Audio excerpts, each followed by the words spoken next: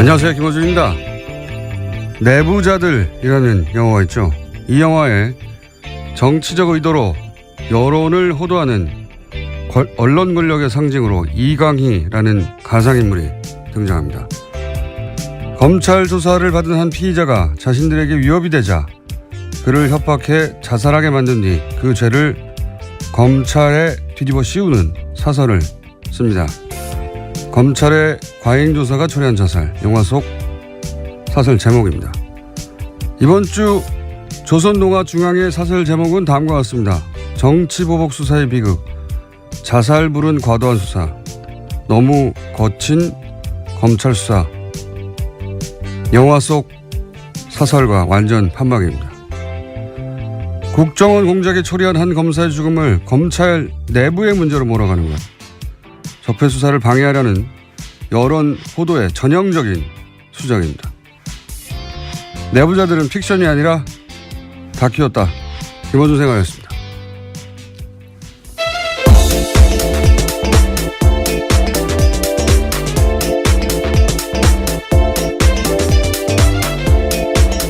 시사인의 김은지입니다. 내부자들 영화 봤어요? 네, 봤죠. 네. 똑같아요. 네, 저는 삼성 장충기 문자를 보고 나서도 정말 내부자가 픽션이 아니라 논픽션이다라는 생각했었습니다. 내용이 완전 똑같습니다. 예. 영화보다 좀 더 심하죠. 예.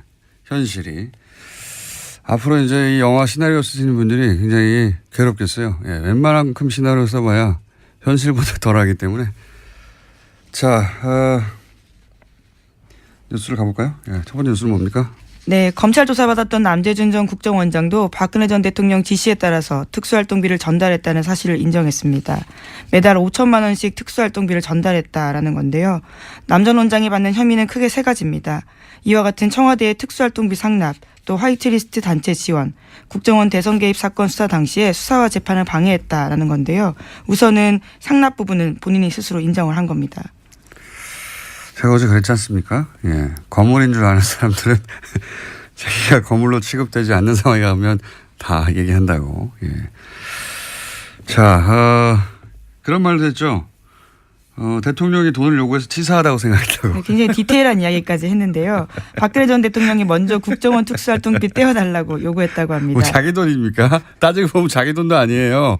뭐 자기의 몫으로 나온 활동비라고 생각했다라는 건데요. 이거 어차피 공작비였기 때문에 국정원장 특수활동비를 달라는 게 아니잖아요. 자기 돈도 아닌데 이 말도 이 발상도 웃기고요. 치사하다고 생각했다고 하는 거죠. 그렇게 생각했다 한들 그걸 또 가서 말하는 것도 웃기고요. 자, 육군 참모총장도 하셨죠. 예, 국정원장도. 출신입니다. 예, 국정원장도 하시고 대선 후보도 누가 추대한 게 아니라 자기가 스스로 나가시고. 예. 그래서 본인이 거물이라고 이렇게 생각하신 거예요. 대선 후보 아무나 나오는 게 아니거든요. 예. 근데 이제 본인을 그렇게 거물로 대우하지 않는 상황에 처하게 되면 이것저것 막 말하게 되어 있습니다. 굉장히 돈을 달라고 했던 상황에 대해서 자세하게 이야기했는데 이재만 전 총무비서관이 직접 전화해서 돈을 달라 했다라는 이야기도 했습니다. 이분이 이제 출두할 때 포토라인에서 거창한 말씀하셨잖아요. 민주주의 수호하고 거창한 말을 했으면 이런 질문을 하면은 이렇게 답하면 안 되거든요. 치사하다 막 돈 달라고 그랬다 말이야. 본인이 생각할 만큼 건물이 아니게 취급받으면 받을수록 더 많은 얘기를 하실 것이다. 다음 뉴스는요? 네, 또 이명박 전 대통령이 자신을 향하는 검찰 수사에 대해서 나라가 과거에 발목을 잡고 있다라는 이야기를 했다라고 채널A가 보도했습니다. 이명박 전 대통령은 지난 월요일 자신의 사무실에서 핵심 측근들과 회의를 가졌는데요. 이 자리에서 검찰이 너무 많이 앞서간다라면서 걱정했다라고 회의에 참석했던 측근 인사가 전했습니다. 이명박 전 대통령이 나라가 과거의 발목이 잡히고 있다. 예. MB가 다스의 발목을 잡히고 있죠. 예. 흥미로운 반응입니다. 생각보다 굉장히 일찍 저는 왜냐하면 내년쯤에나 반응하지 않을까 합니다. 일찍 반응도 했고 많이 긴장하고 있다는 얘기겠죠. 예. 이 프레임을 밀고 있잖아요. 이제 과거에 매달리고 있다. 보수 정당에서도 계속 밀고 있죠. 예. 예. 안 통할 거라고 보고요. 실제 안 통하고 있고. 여기 엉뚱하게 안철수 대표가 이 프레임에 합승하면 안 되죠. 여기 갑자기 튀어나와서 전전 이렇게 하면서 합승했는데 누가 조언하는지 모르겠지만 본인에게 도움이 안 될 거라고 봅니다. 자, 어쨌든 이명박 전 대통령이 직접 반응하였다. 네, 또 이번 주 일요일에 중동으로 강연을 위해서 출국을 하는데요. 이때도 아마 기자들이 많이 찾아갈 것 같은데 어떻게 입장을 낼지가 주목됩니다. 제가 예언하죠. 안 냅니다. 자, 다음 뉴스는요. 네, 김재철 전 MBC 사장의 구속영장이 기각됐습니다. 서울중앙지법 강부영 영장전담 판사가 기각 사유를 다음과 같이 밝혔는데요. 사실관계에 대한 증거가 대부분 수집됐고 피의자의 직업, 주거 등에 대한 도망의 염려가 크지 않다라는 사실 등을 비춰보면요. 피의자를 구속할 이유와 필요성, 상당성을 인정하기 어렵다라고 밝혔습니다. 또 우리가 이정열 부장 판사님을 연결할 또 사안이 나왔네요. 앞으로 안 나올 줄 알았더니 이건 뭐 자, 전문가 얘기를 들어봐야 되겠지만 일반인으로서 준법조인에 가까운 일반인으로서 보기에 제가 이해 안 가는 대목은 특히 이겁니다. 뭐 도주의 우려가 크지 않다는 것도 잘 이해 안 가지만 이게 이제 국정원법 위반인데 이게 국정원 직원을 처벌하기 위한 사건이다. 이런 거잖아요. 그게 이제 구속할 필요가 없다는 논리인데 이게 이해가 안 가요. 국정원 직원이 혼자 할 수 없는 혐의를 다투는 거 아닙니까 이게. 네, 실제로 다 공모했다고 적시되어 있습니다. 국정원 직원이 혼자서 MBC 가가지고 MBC 사장의 역할을 할 수 있습니까? 없잖아요. 이거는 반드시 MBC 내부자와 공모해야 되는 범죄인데 이런 논리로 기각하는 게 말이 되나? 이해가 안 되는데. 이정열 부산 판사님 짚어주시겠죠. 예, 이건 네. 잠시 후에 민의로 다루기로 하고 여하간 그래서 기각이 또 됐습니다. 네. 도주의 우려가 없다. 증거가 대부분 수집됐다. 증거가 대부분 수집된다는 걸 어떻게 알죠? 판사가? 수사를 안 하는 사람인데. 네, 또 현재 상황에서는 김재철 전 사장 같은 경우에는 국정원 정보관과는 접촉한 사실 없다. 그리고 관련 내용 문건 본 적도 없고 들은 적도 없다라고 부인하고 있는데요. 정면 부인도 이게 사실은 구속의 사유 중에 들어갈 것 같은데 여하간 이건 저희 전담 해설 판사 있지 않습니까? 네. 그분 요새 할 일이 별로 없다고 하니까 다시 잠시 후에 연결하기로 하고요. 민의로. 자, 다음 뉴스는요. 네, 문재인 대통령이 인도네시아를 국빈 방문했고요. 오늘은 또 베트남으로 향합니다. 아펙 참석차 가는데 인도네시아에서는 특별 전략적 동반자 관계를 맺은 데 합의했습니다. 국내에서 이 뭐랄까요. 이 관련 보도 좀 웃겨요. 자국 대통령이 간 뉴스는 안 나오고 트럼프 뉴스만 잔뜩 나오더라고요. 예. 네. 뭐 미국, 중국 중요하긴 한데 자국 대통령이 국빈 방문한 것도 뉴스 아닙니까? 예. 한참 뒤에 나오던데. 이게 상대국이 이제 동남아시아 국가라는 점도 저는 영향을 미쳤을 거라고 봅니다. 국내 언론에. 우리가 이제 동남아시아를 굉장히 무시하는 경향이 강하잖아요. 예. 근데 인도네시아는 인구가 2억이 넘어요. 예. 세계에서 4번째가 그렇습니다. 아주 GDP 규모도 우리하고 비슷하고 바로 아래 정도. 아시아에 굉장히 큰 나라인데 우리 머릿속에 없죠. 우리 머리 지도에선. 예. 하도 서구 중심으로만 세계를 보는 데 익숙하다 보니까 이렇게 큰 나라에 가는데 우리 머리 지도에 없어요. 예. 근데 제가 이 인도네시아 관심 있는 대목은 뭐냐면 그 얘기 하려고 시작했는데 2014년에 조코 위도돈과 하는 대통령이 조코위로 불릴 거야 아마요. 네, 현재도 대통령입니다. 예, 애칭이 조코이예요. 인도네시아에서 최초의 평화적 정권 교체로 탄생한 대통령인데 인기가 굉장히 높습니다. 그 나라에서. 원래 이제 식민지 겪고 여기도 식민지 겪었죠. 일본 우리하고 비슷한 부분이 있어요. 군부 독재도 오래 겪었고 우리하고 비슷하죠. 예. 그런 나라가 항상 그렇잖아요. 군부 출신들이 계속 해먹고 부패도 심하고 이렇게 말하면 우리하고 상관없는 것 같은데 우리도 박정희, 전두환, 노태우 군부 출신들이 오랫동안 해먹었어요. 잘 생각해 보시면 30년 이상 해먹었습니다. 군부 출신들이. 그래서 이렇게 동남아 얘기하면서 군부 출신이 오랫동안 권력을 장악했다 그러면 아유 그 나라 그렇지 이렇게 생각하는데 우리도 그랬어요. 잘 생각해 보세요. 대통령을 바로 직전에 군인하던 사람들이 3번이나 연속으로 했습니다. 합치면 30년 정도 됩니다. 그리고 이제 그런 나라에서 소위 이제 있는 집 아들 여기도 마찬가지입니다. 친일파였던 사람들이 계속 해먹고 예. 군부가 해먹고 거의 똑같죠? 그런데 최초로 목수의 아들이 당선이 된 거예요. 20, 30대가 나서가지고 엄청나게 지지해서. 그래서 현재 인도네시아 오바마라고 불립니다. 이 사람이.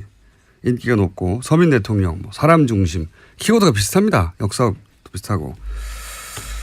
여하간 이제 우리 언론도 좀 이 머릿속에 세계 지도 있는 그대로 좀 바꿔야 되겠어요.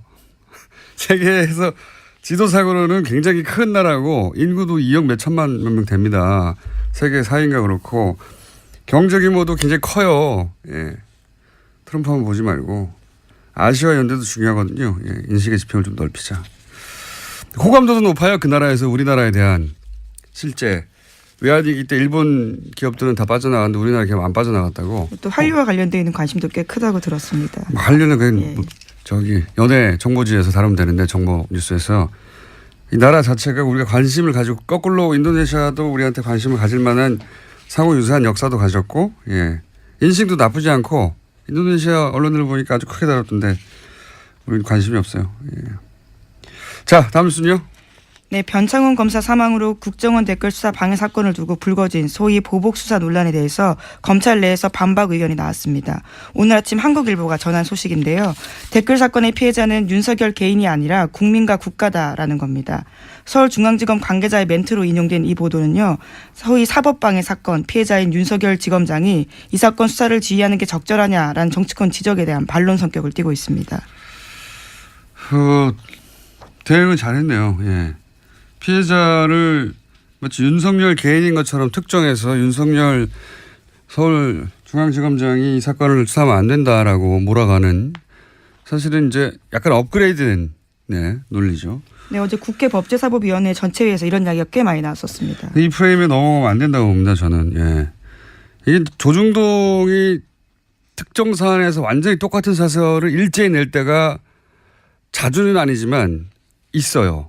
예, 보수 매체가 이런 걸 잘하는데 뭐 예를 들어 대선처럼 굉장히 중요한 정치적 시즌에는 예전에 이런 얘기 있었습니다. 예전에 이런 보도도 있었고 같이 모여서 해야 한다. 조중동에 편집 라인이 같이 모여서 회의한다. 왜냐하면 특정 시점에 특정 논조를 일제히 쏟아내야지 힘을 모아서 자신들이 원하는 방향으로 여론을 끌고 갈 수 있지 않습니까? 그런 때하고 비슷한 시점이에요. 지금 보면 똑같은 사안을 동시에 똑같은 논조로 때려대고 그리고 그거를 또 보수 매체가 그렇게 나가고 보수 정당에서 받아주고 보수 정당에서도 자유한국당 윤석열 지검장 이름을 특정해가지고 깡패라고 어젠가요? 예, 워딩 했거든요. 윤석열 지검장이 깡패라고 했어요. 깡패라고도 하고 그리고 이제 그 종편에서도 계속 윤석열 지검장을 타겟팅해서 때리고 패턴이 굉장히 전형적인데 CBS 권영철 선임 기자에 따르면은 그 변창훈 검사의 검사에서 한 지청장이 문무일 총장한테 너희들이 죽였다 외쳤다. 이 보도 자체가 사실이 아니라고 어제. 네, 뭐 그런 식의 이야기가 나왔었습니다. 보도 자체가 사실이 아니다. 예. 보수 매체에서 그런 거 보도하고 있는데 뻥이다 그거. 라고 하는 CBS의 보도가 나왔죠. 예. 뭐 문무일 총장은 현재 그런 이야기 들은 적이 없다 이렇게 부인하고 있긴 한데요. 아니요. 그걸 외쳤다고 특정한 지청장도 있었어요. 그 지청장도 그런 말을 한 적이 없다라고 CBS 권영철 선임이자 CBS만 유일하게 그 보도를 했고 나머지 매체들은 그게 기정사실화돼서 지청장 누구라고 해서 계속 나갔거든요. 뻥이랍니다. 예. 여하간 타겟팅을 윤석열 지검장한테 의도적으로 하고 있다고 봅니다. 저는. 예. 이게 근데 제가 보기엔 거꾸로 검찰에서 윤석열 지검장을 보호해야 된다고 생각하는 게 사실상 일반 시민의 지지를 받은 최초의 검사예요. 검사가 언제 일반 시민들한테 박수 받은 적 있습니까? 사랑받고? 검찰 스스로 제가 보기에는 방어해야 될 사안이라고 봅니다. 예. 자, 하여튼 뻥이랍니다. 박수 쳤다는 거는. 제가 어제 나온 보도에 따르면 한 곳을 때리고 있다. 윤 지검장을 무너뜨리면 기본적으로 이 적폐수사 관련해서 드라이브를 멈출 수 있다고 생각하는 것 같아요. 현재. 예, 상징적인 인물이니까. 다음 순요. 네, 박근혜 전 대통령이 인권 침해를 당하고 있다라고 주장했던 MH그룹 기억하실 텐데요. 이들이 스위스 유엔 사무국에서 박근혜 전 대통령의 인권 침해를 비판하는 토론회를 열었습니다. 하지만 토론회장은 텅텅 비어 있었고요. 사람들이 거의 없었다라고 합니다. 그렇겠죠. 예. 사실이 아니기도 하거니와, 예, 아마 자신들이 발제했겠죠. 그 회사에서. 그러니까 그 사업회사에서 발제하는 토론에 누가 갑니까? 이런 사안에.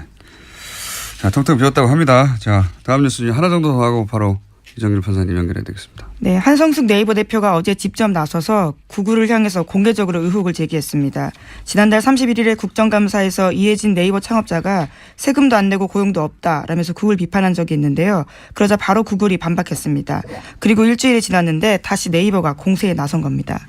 이 프라임 전환의 기술인데 이런 게, 예, 네이버에 대한 공세가 있을 때 네이버도 고민이 많았겠죠. 어떻게 프레임을 전환할지. 지금 외국 기업 대 한국 기업 뭐 이런 프레임으로 만들어서 짠 하고 뜬금없이 구글을 공격하는 것으로, 예, 국면을 전환할 프레임을 짰네요. 이거 누가 짠 건지 모르겠지만 잘못 짰다고 봅니다. 저는. 구글에 문제가 있다면 그건 그것대로 따지고 구글의 문제가 서로 있다 손치더라도 네이버 문제가 사라지는 건 아니거든요. 그리고 이렇게 스스로 이 대결 국면에 들어가서 뉴스를 제공할 필요가 없어요. 네이버 입장에서는 그냥 이 이슈가 등장하지 않는 게 좋은데, 예, 스스로 이슈를 만들어 주고 있으니까, 자, 이 싸움 가운데 네이버의 모순점도 또다시 뉴스거리가 되거든요. 예, 어제 7가지 문제나 제기했었는데요. 뭐 트래픽 비용, 검색 조작, 검색 알고리즘 이런 것들에 대해서 문제 제기했습니다. 돈 받고 키워드 올려주는 영업 같은 거, 예, 등등. 이 자신 있게 이제 전선을 친 것 같은데 제가 보기엔 누구 머리에서 나온 건지 모르겠지만 잘못 짰다 이 프레임은. 다 감사하게 받고, 자, 구글도 저희가 연결해보고 이슈를 주셔서 감사하고, 자, 오늘 여기까지 하고 이정열 부장판사님 연결해 봐야 될 것 같습니다. 판사님? 네, 안녕하세요. 네. 제가, 소개해 드릴게요. 법무법인 동안에 사무장으로 계신 이정열 전 부장 판사님이시자 영장 판사를 직접 지내셨고, 예.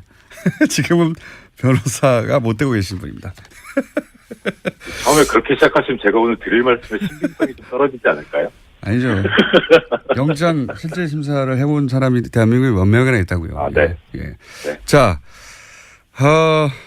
추명호 전 국정원 국익정보국장이 구속됐을 때, 이제 이정열 부장판사님은 연결할 일이 별로 없을 것 같다고 했는데. 저도 그럴 줄 알았습니다. 예. 네. 바로 나오네요. 자, 김재철 전 MBC 사장, 증거가 대부분 수집됐다. 그리고 이게 이제 도주류가 크지 않다. 또 하나는 이게 국정원법 위반이어서 국정원 직원을 처벌하려고 하는 거기 때문에 등등등 기억한다. 이거 어떻게 보십니까? 일단 지금 말씀 주신 것도 세 가지가 다 문제인데, 네. 처음부터 말씀드리자면은 우리 청취자분들께서도 잘 아시겠습니다만 이 구속영장 발부가 되려면 범죄 혐의가 소명이 돼야 되고, 예. 그다음에 도주의 우려가 있거나 증거인멸의 우려가 있거나, 네. 이런 요건이 이제 필요한데. 거의 다 외웠어요. 저희 정치자들이 이제. 예. 이 범죄 혐의 소명 부분 보면 이제 네. 영장 청구 기각 사유에 이렇게 나오더라고요. 저기 사실관계에 대한 증거가 대부분 수집되었다 이런 표현이 나와요. 저도 그게 이해가 안 갑니다. 그러니까 근데 이거는 일단 범죄 혐의 소명 부분을 보면, 예. 그러면 증거가 대부분 수집됐으니까 범죄 혐의 인정된다는 소리잖아요. 그렇죠. 예. 그러니까 그 부분 큰 문제가 안 되는 것 같아요. 근데 제 말은 다 수집됐다는 건 어떻게 알죠? 저도 그게 이상해요. 그러니까요. 그러니까 이게 증거인멸 우려가 없다는 거를 표현하려고 쓴 부분인 것 같아요. 그렇게 보면. 예. 예. 근데 좀 하나 또 좀 주의 깊게 보는 게, 물론 이제 지금 공장장님 말씀하신 것도 당연히 이제 당연한 말씀이고요. 예. 그런데 그동안에 이 중앙지법 영장전담 판사들이 써온 표현이 뭐였냐면 기본적 증거가 확보되었다 이렇게 표현했었거든요. 네네. 근데 이번에는 그런 표현을 안 쓰고 증거가 대부분 수집되었다 이렇게 썼어요. 예. 그래서 이게 뉴스공장을 영장전담 판사들이 듣는구나. 그게 이제 예. 그런 표현들에 판사들은 예민합니까? 그런 문장에? 그러니까 아마 뭐 뉴스공장도 뉴스공장이겠지만 국정감사에서 그런 지적들이 있었으니까 그것들을 감안하지 않았나 싶거든요. 뭐 그건 전달이 됐을 겁니다. 아마. 예. 아무튼 그런데 예. 지금 말씀하신 대로 대부분 수집됐다는 건 다 수집됐다는 것도 아니고 예. 그 다음에 대부분 수집됐는데 그러면은 앞으로 그러면 이게 어떻게 되는 것이냐에 관해서 결국 중요한 거는 증거인멸의 우려가 있냐 없냐는 그야말로 정말 이 사람이 증거를 인멸할 것 같냐 아니냐 이걸 따져야 되지 예. 인멸할 증거가 남아 있냐 아니냐 이걸 따져야 될 문제는 아니잖아요. 다시 말씀해 주십시오. 그 대목은 헷갈렸습니다. 지금 마지막 대목은. 그러니까 공장장님 말씀대로 예. 그러니까 지금 증거가 대부분 수집됐으니까 이제 더 이상 인멸할 증거가 별로 없으니까 증거인멸의 우려가 없다 이런 식이거든요 지금. 그렇죠. 예. 다 수집됐으니까 이제 됐다 이거 아닙니까? 그렇죠. 예. 그런데 어떻게 알아요 공장장님 말씀대로. 그러니까요. 제 말이 그거예요. 수집됐는지. 그러니까 이거는 영장전담 판사 아니라 사실 수사를 하는 검찰도 몰라요. 조사해봐야 증거가 나오는 거기 때문에. 저도 그렇게 그래서 생각합니다. 이런 식으로 표현하는 건 아직도 지금 이 예전에 기본적 증거가 뭐 확보됐다 이 표현에서 못 벗어나고 있다 그 궤를. 알겠습니다. 정신 못 차리고 있다 이런 것 같아요. 그리고 도주 우려가 상당히 심각한데요. 이게 지금 예. 일단 도주 우려가 없다는 사유를 든 게 직업과 주거가 일정하다 이렇게 썼어요. 그런데 이건 뭐 보통 영장 기각할 때 쓰는 상투적 표현이고 예. 결론은 그거죠. 실형 선고가 예상되지 않는다 이런 그러니까 그렇게 중대하지 않다 이런 논리거든요. 예. 근데 지금 이 김재철 피의자의 지금 혐의를 보면 일단 범죄 사실이 소명됐다고 전제가 됐으니까 예. 소명된 범죄 사실이 공영방송 MBC를 망가뜨리는데 본인이 중추적 역할을 했잖아요. 일단. 그러니까 국정원 일정이 있었는데 결과를 봤더니 일정대로 다 됐더라 이거 아닙니까? 그렇죠. 그게 맞아떨어졌다는 거죠. 그게 서로 안 맞았다면 범죄 혐의 소명이 안 됐다고 아마 썼을 거예요. 근데 그게 지금 맞아떨어졌거든요. 그러면은 국정원하고 어떻든 교감이 있었던 거 아닌가 싶긴 한데 뭐 그건 그렇다 치고 일단 저는 재밌게 생각이 드는 게 아까 공장장님도 잠깐 말씀 주셨는데 마지막 부분에 이 국정원법 위반죄라는 게 원래 국정원 직원의 위법행위를 처벌하기 위한 것인데 지금 김재철 피의자는 국정원 직원이 아니기 때문에 아니고 여기에 대해서 다투고 있으니까 이런 점도 감안을 했다 이렇게 되거든요. 저도 제일 이해가 안 가는 대목입니다 이게. 예. 근데 지금 이거는 어떤 측면에서 보셔야 되냐면 김재철 피의자의 주장을 좀 감안해 보셔야 될 것 같아요. 김재철 피의자는 뭐라고 주장하고 있냐면 나는 국정원 측하고 교감한 적이 없다. 청와대하고도 교감한 적이 없다. 그러니까 공범 관계가 아니다. 이렇게 얘기를 하고 있는 거예요. 그리고 MBC는 장악될 수도 없고 뭐 사실 예, 우리가 그렇죠. 가지고 있는 모든 혐의를 부인하고 있는 거죠. 예. 예, 그렇죠. 예. 그러니까 그런데 지금 국정원법 위반죄만 딱 놓고 보면은 일단 그 김재철 피의자는 국정원 직원이 아니기 때문에 공범 관계가 돼야만 국정원법 위반죄가 되거든요. 그렇죠. 그러니까 본인이 지금 공범이 아니라고 주장하고 있으니까 예. 그러면은 그게 맞다면 국정원법 위반죄가 안 되는 건 맞아요. 네. 예, 그래서 지금 그렇게 주장을 한 것 같고, 근데 그게 법원에서 판단이 받아들여진 건데, 그럼 그렇다고 보면, 그게 맞다고 보면 무슨 문제가 생기냐면, 김재철 피의자는 그러면 국정원 지시를 받은 게 아니라, 예. 본인이 알아서 했다는 거잖아요. 알아서 다 했다는 얘기죠 여기서는. 그렇죠. 예. 그럼 주범이고 수괴죠, 이 사람은. 주범이고 수괴. 그러니까 국정원법 위반죄가 안 되는 건 그렇다 쳐도, 그러면은, 이 지금 다른 혐의, 뭐, 업무방해라든가, 그다음에 이 노조 활동 방해한 거 이건 본인 수괴예요. 이건 실형 선고 해야죠. 이러면 도주 우려가 있는 거예요. 이렇게 되면. 그래서 이게 영장 청구 이번에 기각한 게 겉으로는 그럴듯해 보이는데 앞뒤가 안 맞아 버렸어요. 또 한 가지 앞뒤가 안 맞는 거는 말씀 듣다 보니까 공범이 아닌 것으로 본 문구라고 하셨잖아요. 이게 국정원법 위반인데 국정원법 위반의 공범이 아닌 것으로 봤다고 이제 그렇게 해석을 하셨는데 그러면 앞부분에 사실관계에 대한 증거가 대부분 수집됐다는 것도 안 맞지 않습니까? 그 말씀 제가 또 드리려고 했는데 먼저 말씀. 역시 예리하신 분장. 앞뒤가 안 맞지 않습니까? 예. 그렇죠. 예, 앞뒤가 안 맞죠. 그러니까 왜 이렇게 앞뒤가 안 맞게 썼을까? 근데 일단 전제로 놓고 볼 수 있는 거는 크게 봐서 이게 결국은 이 블랙리스트의 일환이잖아요. 지금 그 MBC 내부에 있어서 이 블랙리스트 범죄에 대해서 중앙지법 영장전담들이 되게 가볍게 보고 있는 거 아닌가 하는 생각이 들어요. 계속해서 이런 사안들은 예, 가볍게 본다고 생각할 수밖에 없죠. 지금까지 계속 기각되거나 해와서. 그래서 이거는 뭐 순전히 개인적인 의심인데 이 서울중앙지법 영장전담 판사들이 사실 이 요직을 거쳤던 사람들이고 법원 행정처도 근무했던 사람들이라 이 법원 내부의 블랙리스트하고 관련이 있어서 그런 거 아닌가 싶은 생각도 좀 의심도 좀 들긴 해요. 법원 내부의 그러니까 블랙리스트. 본인들이 해봤기 때문에 그거 별거 아닌 거 아닌가 싶은 요거는 이런 생각까지 해야 되니 정말 이거는 이제 부장 판사님의 이제 개인적인 추측입니다. 추측이고, 예, 영장에 관한 해설을 보자면 앞뒤가 안 맞는다. 네, 그렇습니다. 이렇게 앞뒤가 안 맞겠는 게 너무 좀 이상해요. 알겠습니다. 자, 오늘 여기까지 하고요. 저희가 간만에 연결했는데 판사님? 네. 연결했는데 불안해요. 네, 간만에 연결했는데 저희가 어디서 근무하시는지 잠깐 얘기해 볼까요? 정말 진짜. 네, 저 구로 디지털 단지역 부근에 있는 법무법인 동안에서 사무장으로 일하고 있습니다. 네, 부장 판사님이었는데 사무장으로 일하시는 이정열 전 부장 판사님. 감사합니다. 네, 고맙습니다.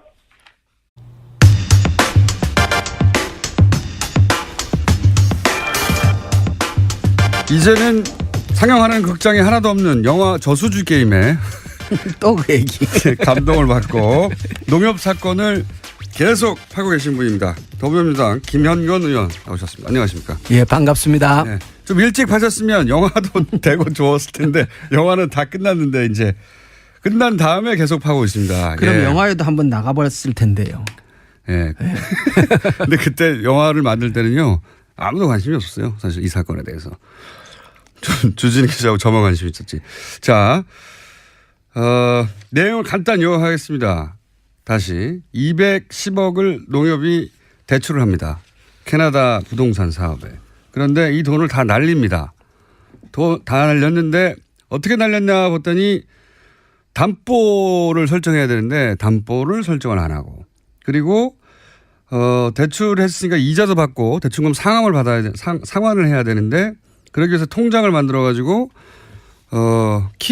일종의 자물쇠에 해당되는 질권 뭐 전문 용어는 아실 필요가 없고 하여튼 그런 자물쇠를 잠궈놨는데 당연하죠. 돈 받는 사람만 그 통장을 열어봐야 하는 건데 그 자물쇠를 풀어줘 가지고 또 돈을 다 가져가 버렸어요. 예. 그래가지고 담보 설정만 안 했다도 아니고 담보 설정을 다른 사람이 받도록 해뒀다. 그렇죠. 수익증권은 담보 설정을 다른 사람 명의로 하고 그리고 원금과 이자를 받기 위해서 공동 명의로 개설해 놓은 통장을 관리를 해야 되는데 농협이 그 통장의 열쇠를 넘겨줬다. 이렇게. 예. 그러니까 돈을 다른 사람 받도록 해주고 키도 줬다. 그래서 돈을 그쪽에서 다 빼갔다. 농협은 돈을 다 날렸다 이거예요. 말도 안 되는 사건이 벌어졌어요. 말도 안 되는 사건이. 이거는 금융권에 계신 분들은 뭐 듣자마자 아니 210억에 대한 돈에 대한 담보고 뭐고 질권이고 다 날려줬다니 이게 말이 되나 풀어줬다니 이렇게 생각하실 텐데 주변에 은행에 계신 분들한테 물어보세요. 말도 안 되는 건데 이 사건에 저희가 관심을 특별히 가지는 이유가 여기 이 사건 대출 과정에 관련해서 이명박 전 대통령의 친인척 이름이 자꾸 거론되다 보니까 그렇게 주장하시는 분들이 있습니다. 주장하시는 분들은 있는데 저희가 크로스 체크가 안 되고 있는 거예요. 예. 그런 상황인데 첫 번째 이유가 그거고요. 두 번째 이유는 이렇게 말도 안 되는 일이 벌어지고 나서 이 돈이 흘러가서 입금된 계좌가 있는 은행. 그 은행이 이명박 전 대통령 캐나다 은행. 캐나다에 있는 로얄 뱅크 오브 캐나다 RBC 은행이 이 자원외교 때마다 등장하는 은행이라는 거예요. 이후에 자원외교 여러 가지 사건이 터질 때마다 결국은 항상 RBC가 뚱뚱 나와요. 그것도 이명박 전 대통령과의 연결고를 생각하지 않을 수 없는 사안이고 그 외에도 몇 가지인데 큰 덩어리가 그렇습니다. 그러다 보니까 이것이 정권 초반에 일종의 프로토타입이 아닐까? 실험작. 이런 식의 어떤 작업을 한 다음에 혹시 이후에도 비슷한 작업들이 계속 있지 않을까 하는 의심 하나. 또 하나는 그 계좌 RBC 은행의 그 특정 계좌가 찾아서 그 특정 계좌에서 돈이 어디로 흘러갔는지를 계속 추적하면 뭐가 나오지 않겠는가. 그렇죠. 그 저수지가. 네 개의 계좌를 통해서 돈이 오고 간 흔적이 있으니까. 그러니까 농협은 210억을 출자를 했는데 원금은 전액 손실했지만 그 과정에서 60억의 이자는 받았다고 얘기를 하거든요. 예. 그 이자를 받은 통장이 그 네 개의 통장인데 예. 그 네 개의 통장 번호를 제가 갖고 있으니까 예.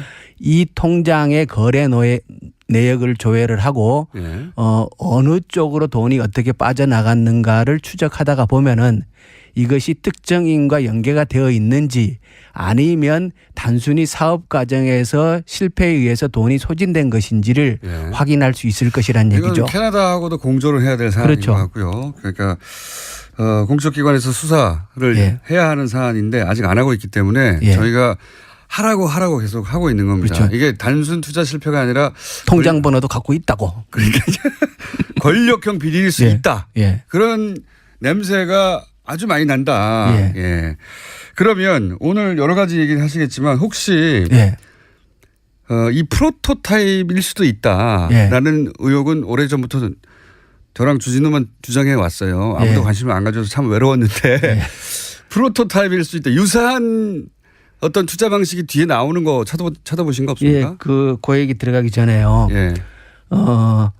그 수익증권을 담보로 해서 90억을 현지 개발업체 대표가 찾아가고 그리고 그 돈이 그러니까 토지 매입과 연결이 되거든요. 예. 그런데 그 토지에 대한 근저당권을 농협이 설정을 합니다. 예. 그런데 이게 나중에 사고가 터지고 나서 예. 현지 조사를 가게 되는데 예. 그런데 근저당을 설정해 놓은 기관, 국내 기관이 예. 농협만 있지 않고 예. 다른 국내 은행이 2순위 예. 그러니까 이 순서를 투지가 필지가 여러 개이다 보니까 농협이 1순위인 것도 있고 그 은행이 2순위인 것도 있고 이것이 바뀌어 있는 것도 있고 예. 예. 그렇다라는 거를 보고 예. 얘기를 하는 사람이 있어요. 어허. 그 얘기는 뭐냐 그러면 농협만 이 투자에 연계되어 있지 않고 다른 은행도 예, 다른 은행도 그걸 저희도 몰랐습니다. 예, 다른 은행도 우리 서류를 안 보여주니까. 아하. 그래서 이게 농협만 연루되어 있는 게 아니다. 연루된 게 아닐 가능성이 있다. 예, 근저당에 국내 다른 은행이 이게 설정이 되어 있다는 얘기는 농협만 210억이고 다른 은행이 또 있을 수도 또 있을 있다. 수도 있다. 예. 처음 알았습니다. 그래서 그 얘기를 말씀을 드리고 이건 단순한 사건이 아니니까 네. 반드시 조사를 해야 된다. 영화도 만들었지 않습니까? 예. 잘하셨습니다.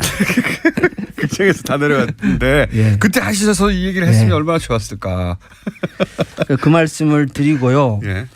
그리고 이제 이게 이제 확대될 수도 있겠군요. 예. 아하. 그리고 2009년도에 예. 산업은행하고 예. 수출입은행하고 농협하고 미국에 그 천연가스 투자를 합니다. 그런 건 너무 많이 해가지고 예, 어쨌든 하는데 결국 그 세 개의 기관이 합쳐서 3천억의 손실을 봅니다. 200억하고는 비교가 안 되는 3천억. 비교가 안 됩니다. 3천억. 예. 근데 우리가 이제 수출입은행이 이게 다 이제 그 관치은행적인 성격들을 갖고 있는 기관들이지 않습니까? 네네. 수출입은행이 330억의 손실을 보는데 왜 니네가 도대체 여기에 참여를 해가지고 수출입은행은 330억. 네, 농협은 170억. 네. 산업은행은 여기 농협도 또 꼈어요? 농협이 또 끼어요. 또 끼는데 그 돈도 상호금융 특별회계의 돈입니다. 냄새가 나네요. 네. 그러니까 이게 농협은 원래 이런 해외 투자에 앞장서서 하는 경험도 없고 그렇죠. 지난번에도 말씀드렸듯이 상호금융 특별회계는 농민들의 돈이기 때문에 이런 데 넣지도 않고 매우 안전하고 보수적으로 운영하는 것이 기본 원칙인데 또 들어가서 170억을 날려먹습니다. 여기도 똑같이. 날려먹는데. 근데 여기는 170억은 3천억 중에 일부일 뿐인 거네요. 이번에는. 이게 이제 펀드가 하나는 아니에요. 여러 개 복수의 펀드가 있는데 산업은행이 운영하는 펀드에 가입을 한 건 아니고 근데 그 같은 흐름이에요. 거기에 농협이 170억을 또 날려먹습니다. 또 날려먹고. 네. 근데 어쨌든 그 날려먹었다고 하는 사업들을 모아봤더니 3천억 정도가 예, 사라졌다. 3천억 정도가. 그런데 이 투자 과정에서도 예. 농협에서 보여준 투자 과정과 유사한 어떤 그런 특징이 그렇죠. 보이니까 이 말씀하시는 거 예. 아닙니까? 예. 그래서 수출입은행에다가 투자하게 되는 과정에 대한 질의를 했더니 왜 투자했느냐? 네, 답변이 온 게 아주 재미있는 답변이 왔어요. 그때 수출입은행 입장에서는 그 투자 방식이 블라인드 펀드 방식이었다는 거예요. 묻지도 따지지도 않는. 아니, 블라인드 펀드가 뭐냐면은 예. 투자 대상을 정하지 않은 상태에서 투자금을 모으고 그 이후에 투자 대상을 모색 투자하는 방식이라는 거예요. 예. 그러니까 이게 일종의 쉽게 얘기하면 예. 묻지마 투자 방식이라는 거예요. 그러네요. 이게 예. 투자 방식이 이런 방식이 있는지도 잘 모르겠지만 만약에 있다면 예. 이것은 매우 안전하고 예. 수익이 검증된 투자처에만 적용되는 방식일 거라고요. 그렇겠죠. 그렇겠죠, 당연히. 당연히 그렇겠죠. 예. 그래서 수출입은행이 참여할 때는 이 블라인드 펀드 방식이었기 때문에 자기네는 어디에 투자를 하는지 투자가 적격한 건지를 심사할 수 있는 기회조차도 없었다는 거예요. 자기 돈이 어디로 가는지도 예, 몰랐다. 예. 그리고 매우 훌륭하네요, 이거. 이게 이제 운용사는 따로 있고 예. 수출입은행은 출자자로서 참여를 한 건데 예. 출자자는 운용사의 투자 결정에 따라 출자 이행을 요청에 따라서 돈을 냈을 뿐이다. 수행할 의무만 있다는 거예요. 돈만 냈을 뿐이다. 돈만 냈을 뿐이다.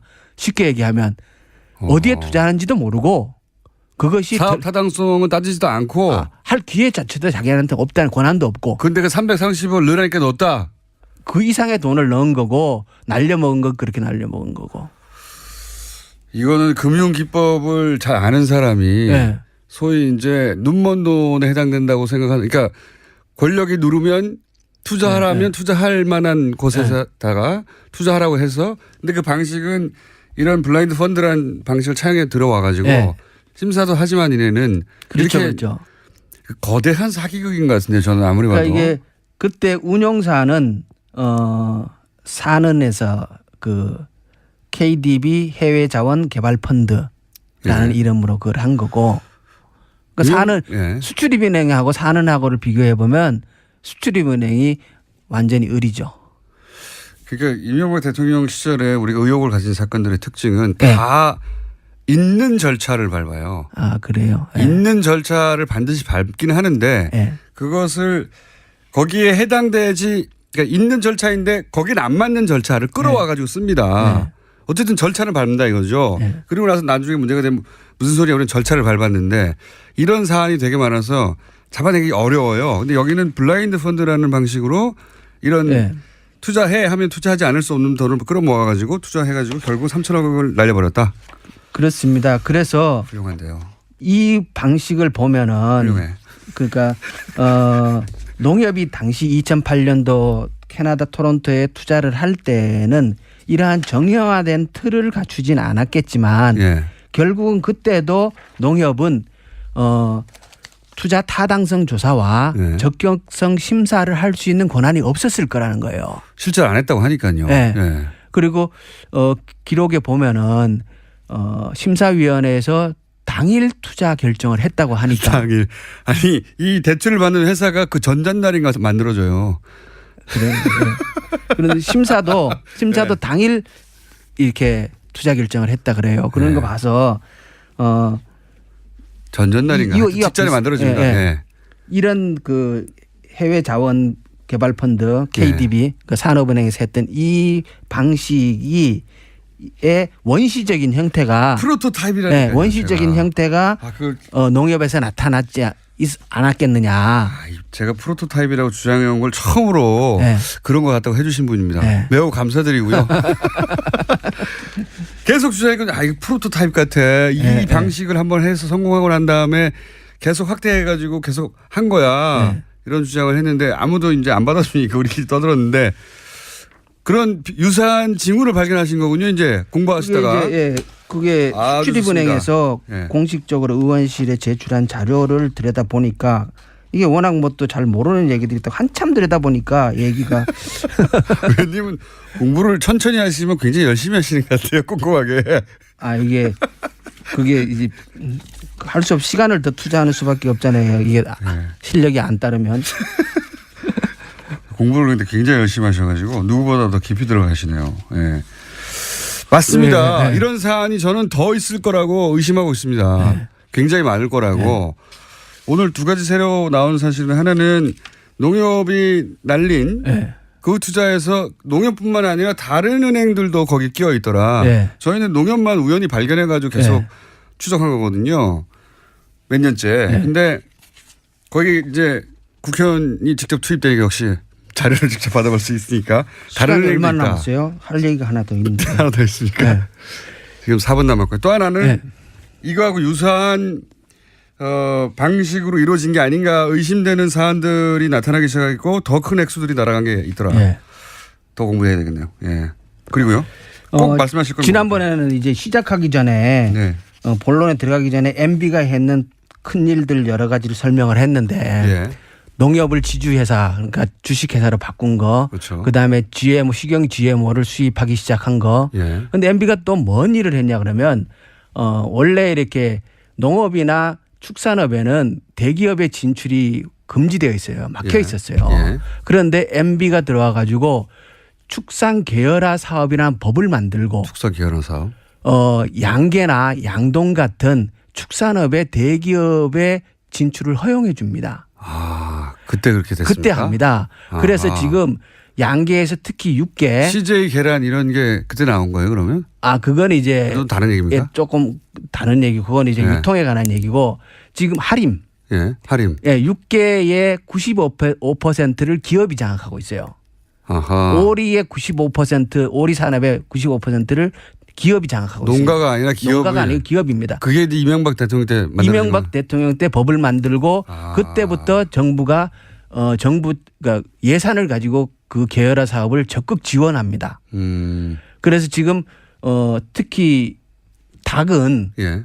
거의 대기업한테 다 넘어갔어요. 이미. 예. 그러니까 양계 농가라는 건 사실상 존재하는 게 아니라 농가는 있어요. 하청업자가 됐다. 그러니까 이제 아하. 그 과정을 그 관계를 제가 얘기하면서 그렇다면 당신 워낙 억울하고 예. 비참하다고 얘기를 하니까 예. 제가 그렇다면 지주 소작 관계에서 소작농의 지위에 해당됩니까? 예. 라고 농가에게 물어봤더니 아니다. 자기네는 노예다. 이렇게 얘기를 하거든요. 그냥 노예다. 네, 노예다. 이것도 그때 벌어진 일이다.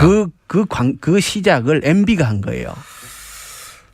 뭐 하다 보니 할 게 너무 많은데요. 저 2분 남았는데 그 농협을 통해서 그 소위 MB 인맥이 농협에 포진이 되고 그렇죠. 그래서 농협을 통해서 많은 일들이 일어난 게 아닌가 하는 의구심을 가지고 계시잖아요. 이제는 점점. 그렇죠. 그게 그러니까 농협의 그 대출건이 명백하게 문제점들이 많고 네.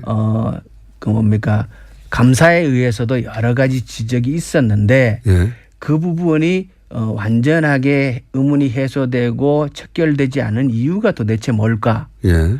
그것은 그렇다면 당시 MB가 들어가고 그러니까 최원병이란 MB 측근이 들어가고 그때의 영포라인과 연결된 농협 내에 예.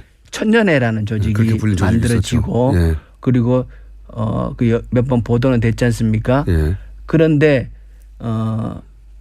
그 농협 내의 사조직과 예. 이 대출을 누군가가 뒤에서 은폐하고 비호하는 사람들이 없다면 이게 안 드러날 리가 없죠. 그러니까 이게 그리고 예. 대출이 이렇게 이루어졌겠는가 하는 그렇죠. 의구심. 그래서 결국은 제가 이제 그래서 천년의 멤버들의 이 명단을 구해서 봤더니 여전히 농협 내에 실세들이 다수 있고. 아하. 예. 그러면 저희가 20초밖에 안 남아서 말씀드리는데 농협 관련해서 농협 해킹 사건 이런 것도 있었잖아요. 농협 관련해서 생각해 보시면 꽤 많은 사건이 있었습니다. 예. 이런 사건도 앞으로 관심을 가지실 겁니까? 그렇죠. 그렇죠. 고액 20초밖에 안 남았으면 시작을 하지 맙시다. 5초만 하고 5초밖에 안 남았으니까 하실 거다? 예, 해야죠. 계속 나오실 예정입니다. 김현건 의원이었습니다. 감사합니다. 예, 고맙습니다.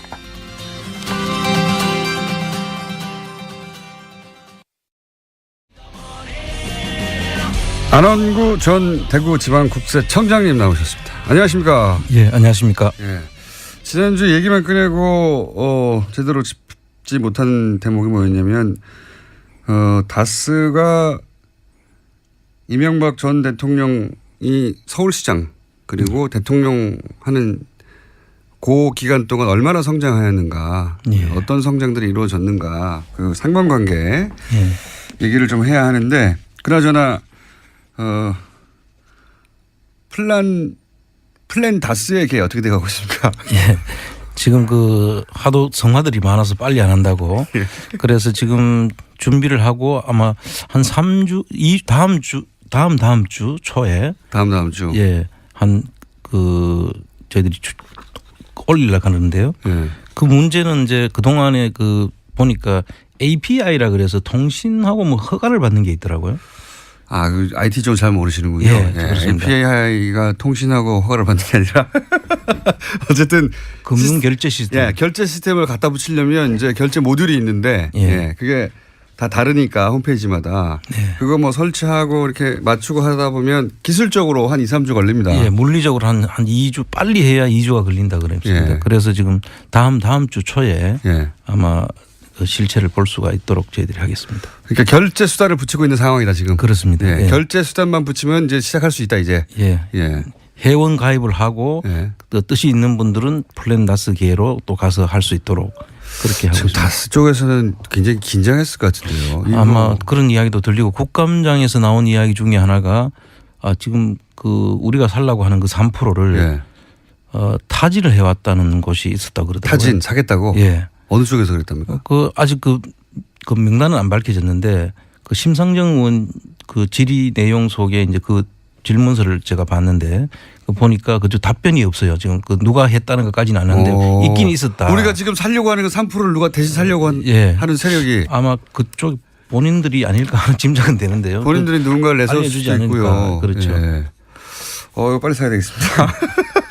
얼마나 걱정되겠습니까 지금. 그리고 지금 가져갈까 봐. 그 국감장에서 나온 이야기를 하나 더 전하면 지금 그 다스를 상장해라. 예. 그리고 기업 정부가 추진하는 상장을 한번 해야 되는 거 아니냐라고 해서 긍정적인 답변을 받았다는 이야기도 있습니다. 이거 큰일 났네요. 우리가 빨리 사야지 기왕이 좋은 일 하면서 많은 이익을 돌려줄 수가 있습니다. 다스의 실소유주 입장에서는 굉장히 걱정되는 상황들이 자꾸 벌어지고 있네요. 그렇습니다. 예. 주식을 빨리 사야 되겠습니다. 자, 2주 후에는 대략 2주 혹은 3주 늦어도 후에는 플랜 다스에게 예. 시동이 걸린다. 예. 자, 그러면 이제 다스가 지금 현재 얼마나 잘 나가는 회사인지를 한번 일단 짚어볼까요? 예. 지금 다스가 그 자본금 30억으로 돼 있습니다. 그거밖에 안 됩니까? 예, 자본금 30억인데 네. 그 이익잉여금으로 유보되어 있는 금액이 한 3천억 이상 되는 걸로 3천억이요. BBK 투자할 때 초반에 이명박 전 대통령이 서울시장도 되기도 전이고 대통령도 되기 전인 그때는 돈이 없었거든요. 그렇습니다. 투자할 돈이 없어가지고 190억 투자하면 회사 망하는 거 아니냐. 그렇습니다. 어떻게 그 돈을 투자했냐 이렇게 얘기했을 정도인데 지금 유보금이 3천억이라고요. 예. 어마어마한 회사가 됐네요. 그러니까 그 사이에 사실 그 3천억이 쌓이게 된 배경에는 배당을 안 했다는 것이잖아요. 네. 배당을 했으면 그렇게 쌓일 수가 없는데 근데 이 비상장 주식을 가지고 있는 그 형하고 처남 쪽에서는 배당을 요구도 안 했고 배당을 안 하다가 2012년도에 배당을 하기 시작하거든요. 네. 그래서 그 사이에 그저 누적된 금액이 지금 그렇게 쌓여 있는 거죠. 3천억이요. 예. 배당을 안 받아간다는 것도 참 이상한 일이죠. 그렇습니다. 비상장 주식에 실제 회사 주인이 돈이 이렇게 쌓여있는데 돈을 안 가져간다는 것도 정말 이상한 일이죠. 자, 그렇게 좋은 회사입니다. 3천억 이게 쌓여있는 거면 3천억이고 현재 그 자산 가치는 어느 정도로 추정합니까? 비상장이지만.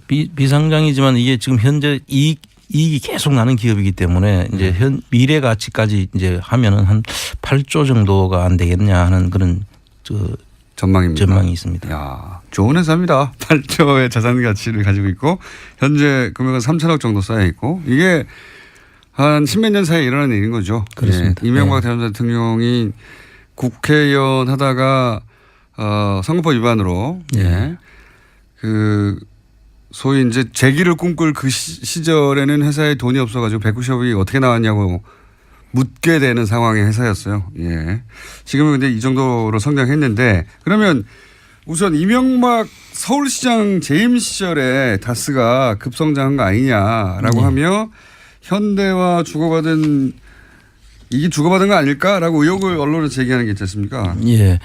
이제 다스가 이제 급성장하는 게 한 두 번 있지 않습니까? 네. 서울시장 이명박 씨가 서울시장 할 때와 네. 그다음 대통령이 되고 난 이후 이제 두 네. 가지가 있는데 우선 서울시장 때 보면은 그 현대자동차와 관련이 돼 있는데요. 네. 현대자동차 그때 양재 지금 사옥이 있지 않습니까? 네네. 쌍둥이 건물로 올라가 있는 네네. 곳.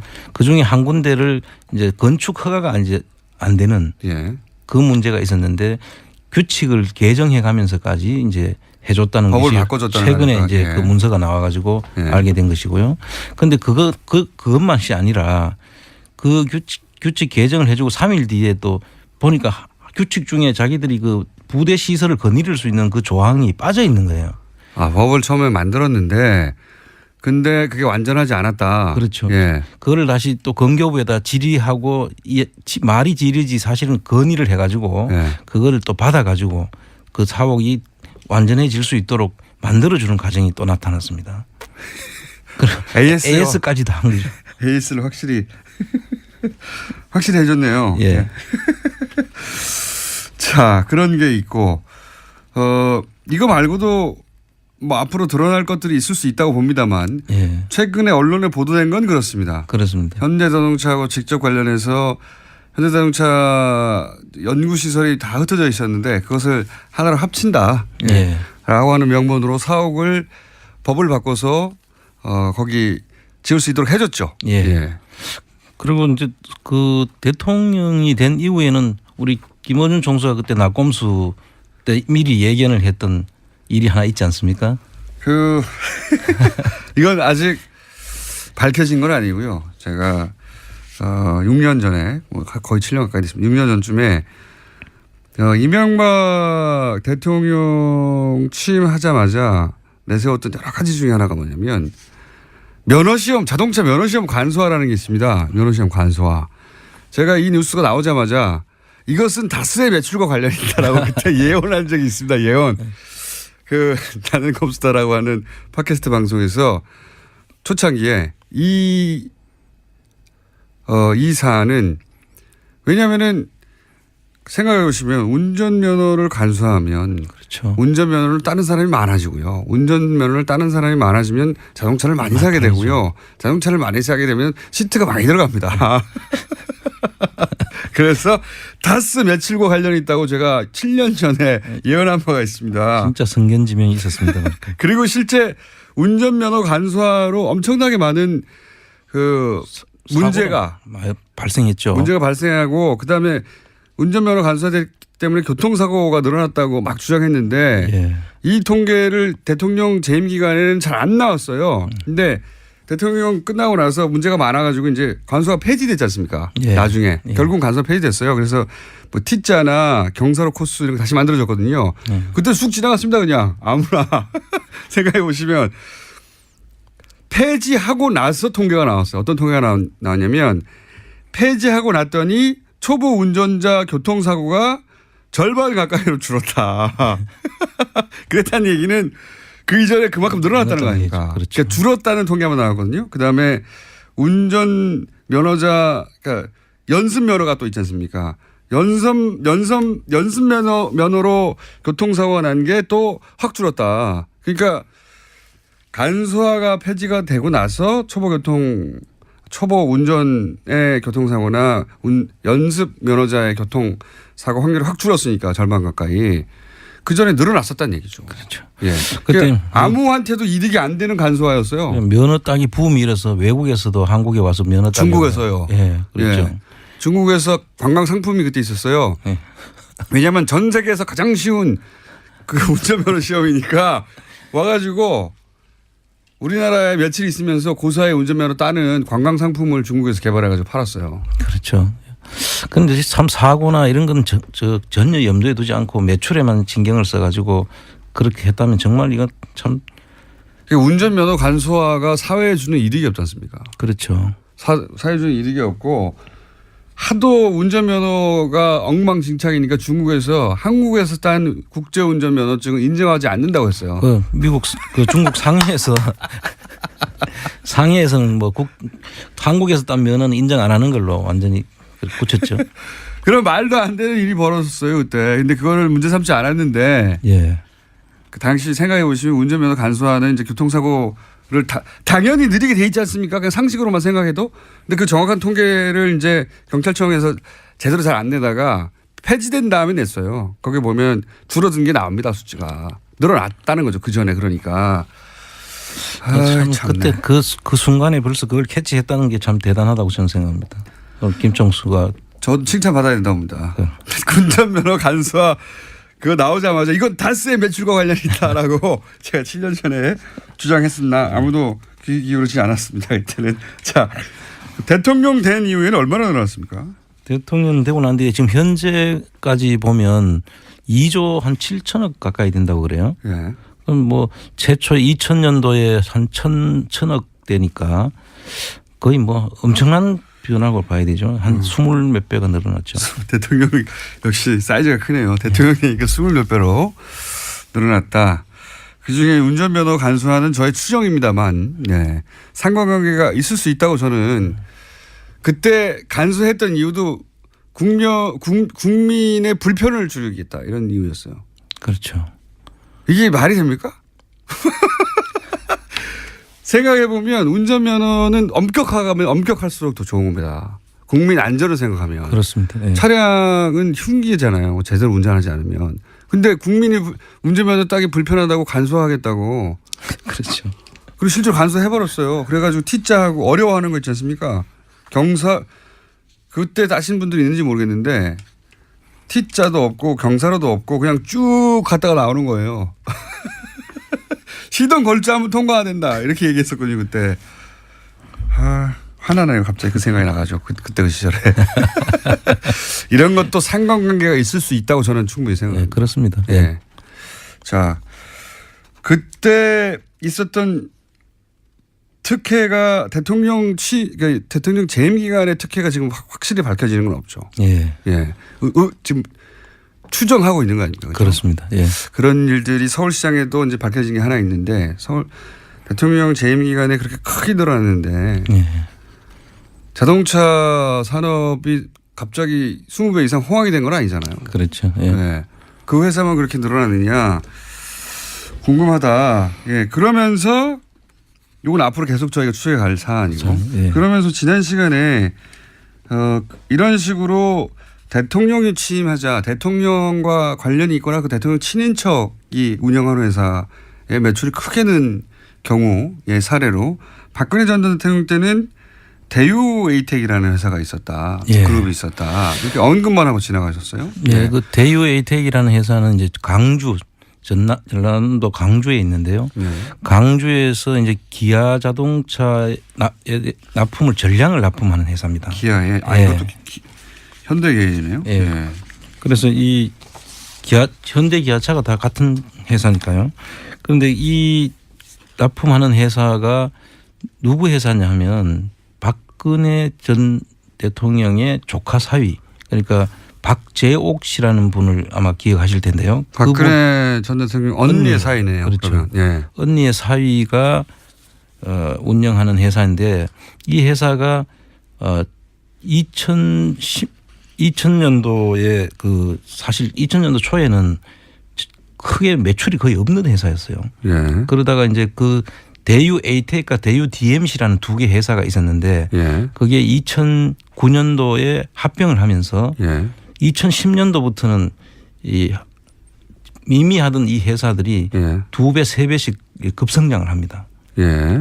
그런데 우리 그날 방송 나가고 난 뒤에 거기서 그 임원을 보내가지고 예. 이 해명을 하러 여기 그럴 수 있죠. 대유 맞습니다. 입장에서는 이것이 대유의 노력으로 예. 예. 기업의 노력으로 기업도 어느 순간 점프할 때가 있으니까요. 틀림없이. 예. 그래서 그렇습니다. 이제 직접 해명을 해왔는데 저희 제작진에도 왔었어요. 예. 먼 친척이다. 그러니까 해명의 내용을 요약하면 먼 그렇습니다. 친척이고 사실상 왕래가 없었고 대유는 자수성가하는 기업이고 이런 해명을 했습니다. 예. 그리고 그러니까 이 친인척이라는 이유만으로 거론되는 건 우리가 너무 억울한 거 아니냐. 그렇습니다. 네, 이런 해명을 한 것을 전해드리고 그런데 의혹 제기될 부분이 그렇다고 없는 건 아니다. 이제 그 얘기를 하시려고 하는 거죠. 그렇습니다. 네. 실제로 그 당시에 2010년도 이후에 네. 2010년도를 우리가 생각해 보면 그 당시에 박근혜 씨가 그 당시에 그 다음 대통령 후보로서 가장 유력하게 유력한, 예. 거론되는 시점이고 또 거기에 이 대유에서 그 후원금을 많이 계속 했다는 거예요. 후원을 하긴 했다. 예. 뭐 친인척이니까 할 수 있죠. 할 수 거기까지는. 있고. 예. 그런데 그 이후에 한 몇 배가 더 성장을 하니까 네. 이게 자기들 그냥 그 기업 이야기는 무슨 이야기냐면은 자동차 경기가 좋아졌고 예.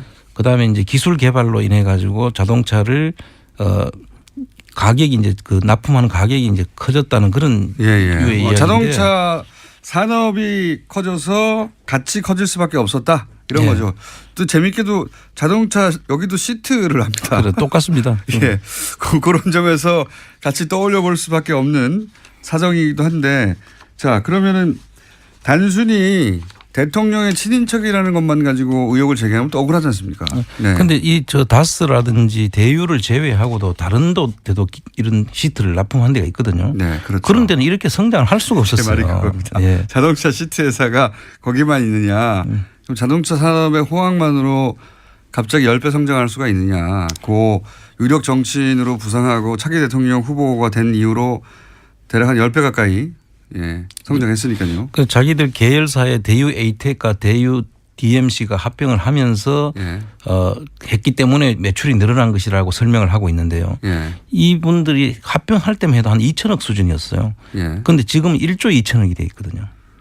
그렇군요. 합병 이후 6배 정도 성장했다. 예. 그래서 예. 그 가정들이 박근혜 정부 10년간은 매출이 한 10배 정도 뛰었습니다. 그렇습니다. 2010년부터 2010년도 채 안 됐죠. 예. 그러니까 2009년부터 10년부터 쳐서 2017년까지 지금 1조 2천억이 성장했기 때문에 아주 급성장한 것이죠.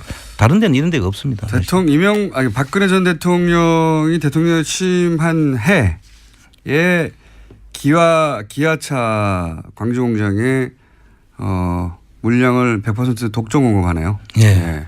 그렇습니다. 독점이 이게 어느 정도 자주 있었던 일인지 한번 따져봐야 되겠네요. 참 힘든 이야기죠. 이 독점을 한다는 이야기는 그동안의 이 장치 산업 아니겠습니까? 예. 이 장치 산업들은 한번 투자를 했다가 그 회사가 망하면은 다시 일어나기 힘든 회사예요. 예. 그럼 다른 기업들이 하던 회사들은 다 망했다는 이야기인데. 예. 그렇죠. 다른 오로지 대유 에이텍의 100% 독점 공급. 그렇군요. 그럼 그 설비 투자 같은 걸 다 해놓고 예. 납품을 못하게 되면 그런 회사들은 망하는 거죠. 그러니까요. 경쟁사들은 다 망했다는 얘기인데. 예. 그다음에 거의. 예. 자동차 알루미늄 휠은 현대기아차에 한국GM에도 납품을 했고요. 그리고 이제 여기 계열사 중에 좀 눈에 띄는 게 스마트 저축은행 인수가 눈에 띕니다. 그렇습니다. 네.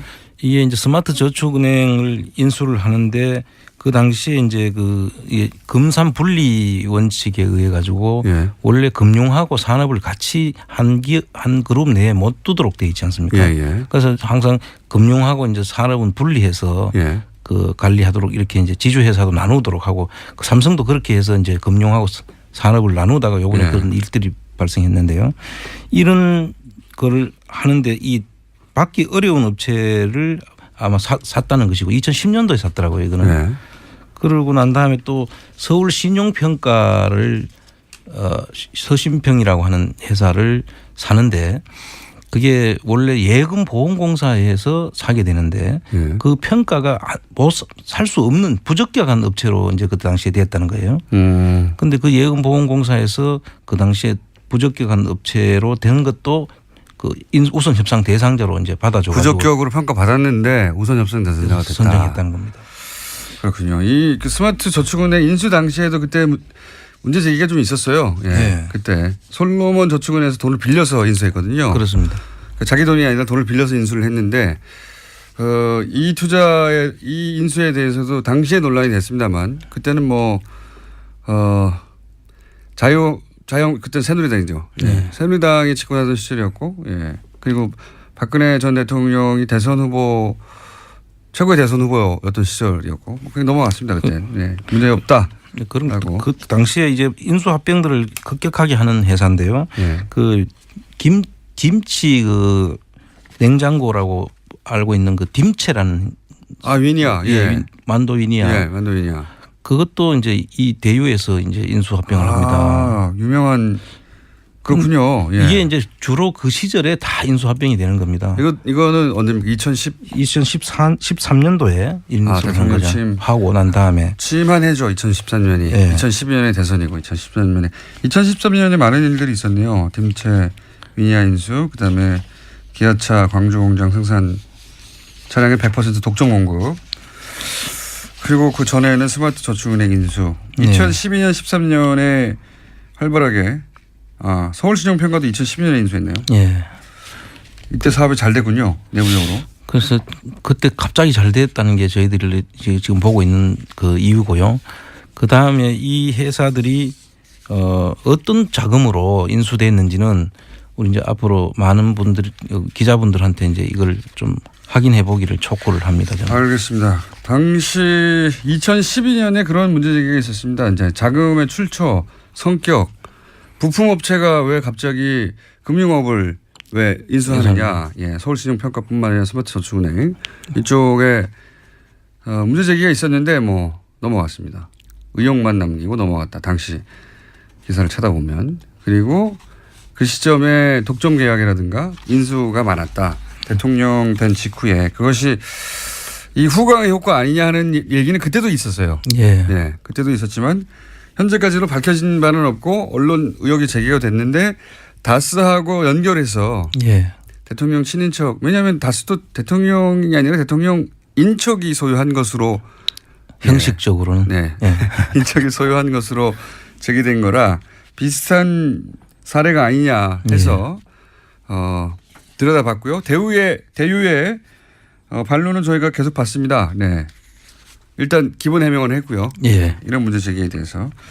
자, 오늘 여기까지 하고요. 2주 후면 플란 다스에게가 드디어 개봉한다. 오랫동안 얘기해왔는데. 예. 지금 올해 내내 얘기한 거죠, 이게. 그렇습니다. 올해 내내 얘기한 건데. 이게 빨리 상장이 돼버리면 예. 저희들이 닭조 등게 지붕 쳐다보는 게 될 수가 있어서 상장되면은 그 가격이 폭발하겠죠. 예. 이렇게 좋은 대박 나는 거죠. 대박 나는 거죠. 예. 우리가 사고 상장되면 좋죠. 그렇습니다. 그럼 대박 나는 거고요. 그 3%를 누군지 알 수 없는 누군가가 더 비싼 가격으로 살 수도 있습니다. 예, 지금 벌써 뭐 입지를 했다고 하더라고요. 누가 했는지 모르는 거죠, 지금. 그렇죠. 지금 그건 밝혀주진 않는데 네. 한 것은 사실인 것 같습니다. 그러니까요. 우리만 노리는 게 아니에요. 자, 오늘은 여기까지 하겠습니다. 지금까지 오늘 번개가 없었네요. PD가 잤어요. 안원구 대구지방국세청장이었습니다. 전 감사합니다. 예, 감사합니다. 브리핑에서 잠깐 언급했습니다만 인도네시아 국빈 방문 현지 분위기 잠깐만 짚어보겠습니다. 자카르타 현지에 한상재 통신원 연결됐습니다. 안녕하세요. 네, 안녕하세요. 자카르타 한상재입니다. 네, 몇 시죠? 지금 이쪽 시간으로는 6시 40분을 가고 있습니다. 죄송합니다. 저희가 새벽에 깨워가지고 저희 섭외를 사실은 좀 전에 했거든요. 그래서 새벽에 전화 받으셨을 텐데 감사합니다. 지금 현재 인도네시아에서 문재인 대통령의 순방을 맞는 분위기는 어떻습니까? 현지인들의. 예, 그렇습니다. 이쪽 교민들은 문재인 대통령이 도착하시는 날 저녁에 교민 만찬이 있었는데요. 네. 약 500여 명이 모인 자리에서 두 분께서 아주 직접 악수도 하시고 또 사진까지 찍는 그런 퍼포먼스가 교민들에게 크게 어필을 해서 상당히 큰 그 환영 행사를 했고요. 교민들은 제가 잘 알겠고요. 항상 어디 가시면 그런 거니까. 그 소식은 여러 나라에서 저희가 들었는데 반복해서. 제가 궁금한 건 인도네시아 현지 언론이나 현지 반응이 궁금합니다.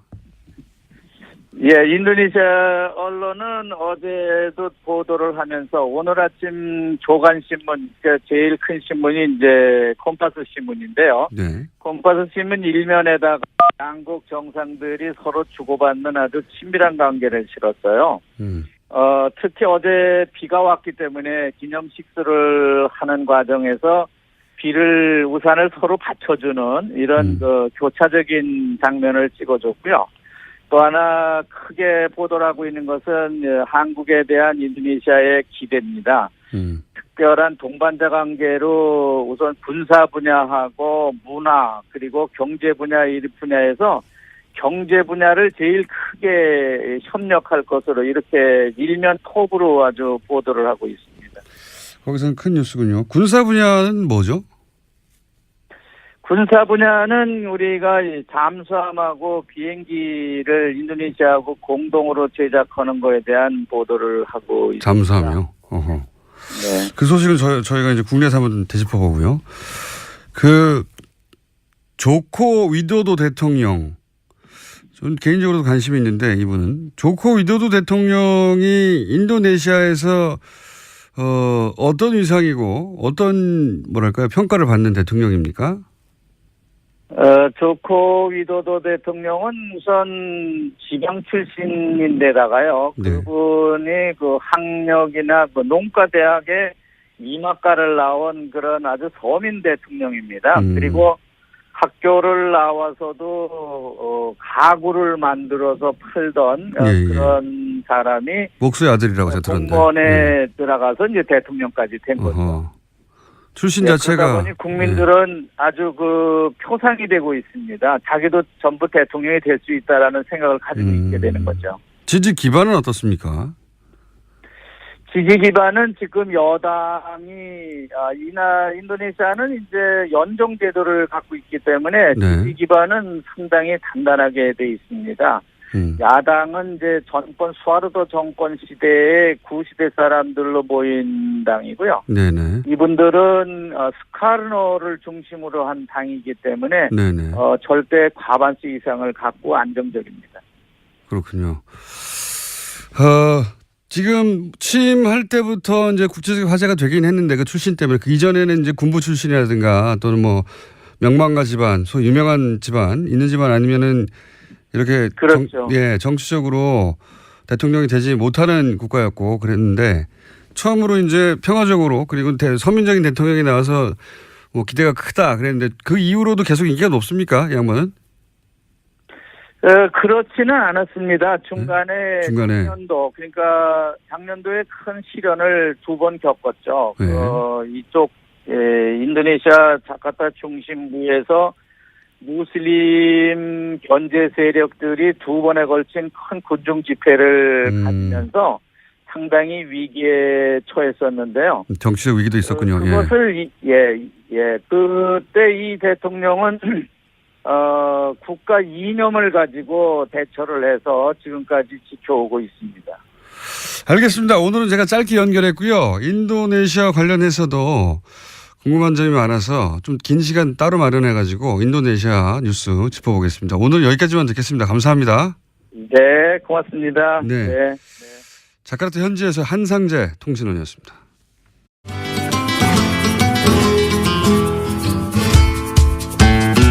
자, 오랜만에 직접 나오셨습니다. 한교익 마칼레미스. 안녕하십니까? 안녕하세요. 예, 지난주에 왜 안 오셨어요? 그 알쓸신작 녹화하느라고. 다른 봉성 때문에 저희가 버림받았어요. 지방에 하셨나 보죠? 예. 알쓸신자 맞아. 시즌2 시작됐죠. 예. 시청률 예전만큼 안 나오죠? 그 조금 이렇게 1~2% 이렇게 뭐 이렇게 날아가는 거죠. 원래 뭐 종편에서 1위 1~2% 표는 뭐 큰 겁니다. 아니요 1위 했어요 1위. 여전히 시청률 조금 떨어졌지만 여전히 인기 있습니다. 더 떨어져야 할 텐데. 자, 오늘 주제는 뭡니까?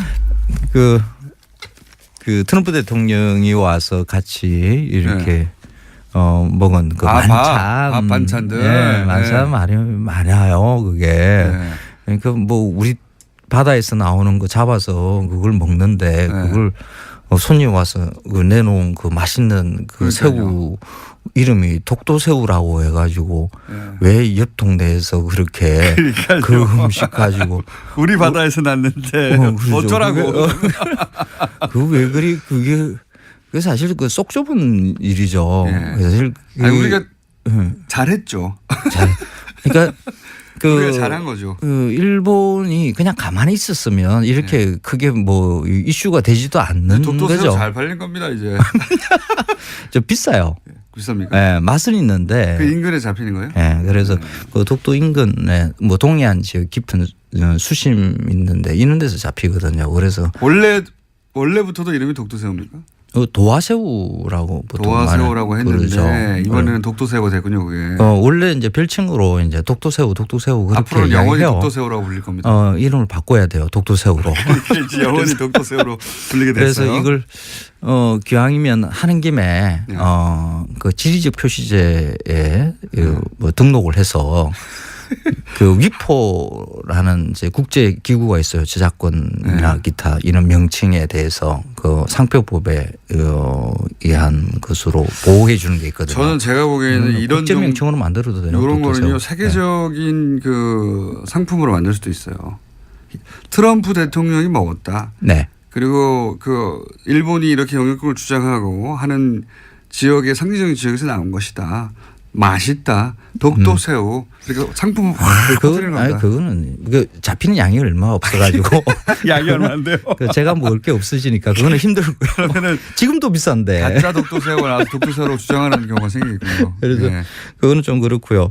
근데 그 청와대 만찬은 그 어떤 뭐 정치적인 의미 같은 거 이런 것들을 많이 담고 있어요. 특히 이번 정권에서는 뭐 이렇게 의미를 담아서 뭐 하려고 하는 경우가 많잖아요. 그래서 그 이번 만찬에 하나를 이 독도새우가 워낙 눈길을 끄는 바람에 하나가 지금 놓친 것 같아요. 그 앞부분에 나오는 선생님 보시기에 요게 더 주목받았어야 된다 하는 대목이 있다. 그렇죠. 원래 그 청와대 만찬이라는 게 이명박 대통령, 박근혜 대통령 그 이전에도 사실 그랬어요. 뭐 노무현 대통령, 김대중 대통령 때도 항상 이 신슬로가 가운데 더 이렇게 메인으로 그렇죠. 올랐거든요. 네. 그래서 예전에 이명박 대통령 그 전에 그러니까 노무현 대통령과 김대중 대통령의 이제 의전 담당했던 분 우연히 이제 술자리에서 마주한 적이 있는데 그때 그거 가지고 고민을 많이 하시더라고요.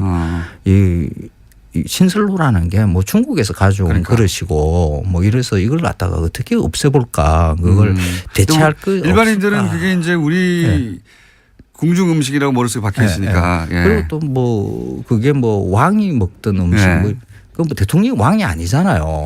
그게 국민을 대표하는 분일 뿐이지 그 왕하고는 다르죠. 그래서 그 왕이 먹던 음식들을 내놓는다는 것도 좀 어색하고 그러죠. 그런데 그 이번에 보니까 그 독도새우보다는 제가 눈길을 딱 이렇게 제 눈길을 사로잡은 거는 조그마한 반상이 위에 올라갔다는 거예요. 반상이요? 네, 위에 소반. 조그마한. 무슨 뭐 옥수수 뭐 고구마 이렇게 이상한 거 쫙 있던 거. 그렇죠. 저도 그게 뭔가 싶었어요. 근데 그 자그마해요. 그게 원래는 반찬 그릇 같은데 소반이라는 게 이제 이게 그 양반다리 하고 이렇게 앉아서 이렇게 먹는 건데 근데 이걸 다리를 더 작게 이렇게 만든 게 있어요. 테이블 위에 그러니까 식탁 위에 이거 올려도 뭐 그렇게 의색하지 않는 다리가 낮은 상태로 이렇게 만들어 놓은 게 있습니다. 이 테이블 위에 테이블이네요. 그렇죠. 원래 이 소반이 조선에서부터 쭉 내려오던 우리 전통적인 어떻게 식탁이라고 볼 수 있거든요. 그걸 올렸는데 그 음식들이 보면 그 구황작물로 먹었던 음식들로 만들어졌어요. 아, 그래서 고구마 뭐 이런 게 올라갔구나. 그렇죠. 그 제목도 그렇게 해놨어요. 구황작물 소반. 구황작물 소반. 근데 이게 왜 주목할 그 구황작물이라는 게 그러니까 조선에서 힘겹게 사실 그 우리 땅에서는 그 식량이 넉넉하게 생산되기가 힘든 땅이거든요. 그래서 늘 굶주렸어요. 척박한 토양에서 자라는 그렇죠. 이 구황이라는 게 굶주림을 구하는 그런 뜻이거든요. 그래서 못 먹고 못 살 때 그때 옥수수 고구마 겨우 이렇게 생명을 유지할 수 있게 만들어줬던 그런 작물들을 두고 구황작물이라고 해요. 그 구황작물로 조그마한 이 소반에다가 이렇게 올린 거죠. 그게 이게 어떤 의미가 있는 거예요? 서민의 음식 이런. 그렇죠. 옥수수, 조주, 고구마, 호박, 범벅, 우엉조림, 연근튀김, 국화잎을 올린 상추, 순 무침 이렇게 돼 있는데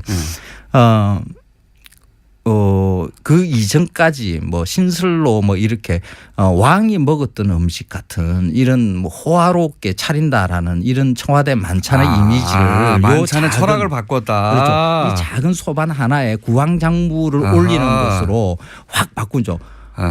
저는 이 상이 훨씬 신설로가 구황작물 소반으로 바뀐 철학적 그 어떤 음식 철학에 대해서 지금 칭찬해 주시고 싶은 거군요. 이때까지 우리는 그 대통령을 두고 뭐 제왕적 대통령이나 뭐나 하는 이런 말을 갖다가 늘 붙였던 이유가 대통령이 무슨 왕인 것처럼 그리고 청와대에서 하는 행사들이 거의 그 왕 노릇하는 그 왕 역할을 하는 것처럼 이렇게 이미지를 많이 만들어 왔어요. 예전에는 뭐 대통령 취임식 할 때 뭐 영부인이 뭐 이렇게 왕비가 입는 옷을 입고 뭐 등장하기도 하고 뭐 이런 일도 있었잖아요. 그런 것을 잠깐만요. 죄송한데 제가 웃음이 터져가지고 갑자기 문자를 보는데 박지원 대표의 코너명이 적과의 빡침이라고. 그거 괜찮다. 적과의 빡침. 죄송합니다. 눈에 들어와서 웃음을 멈출 수가 없어가지고 제가.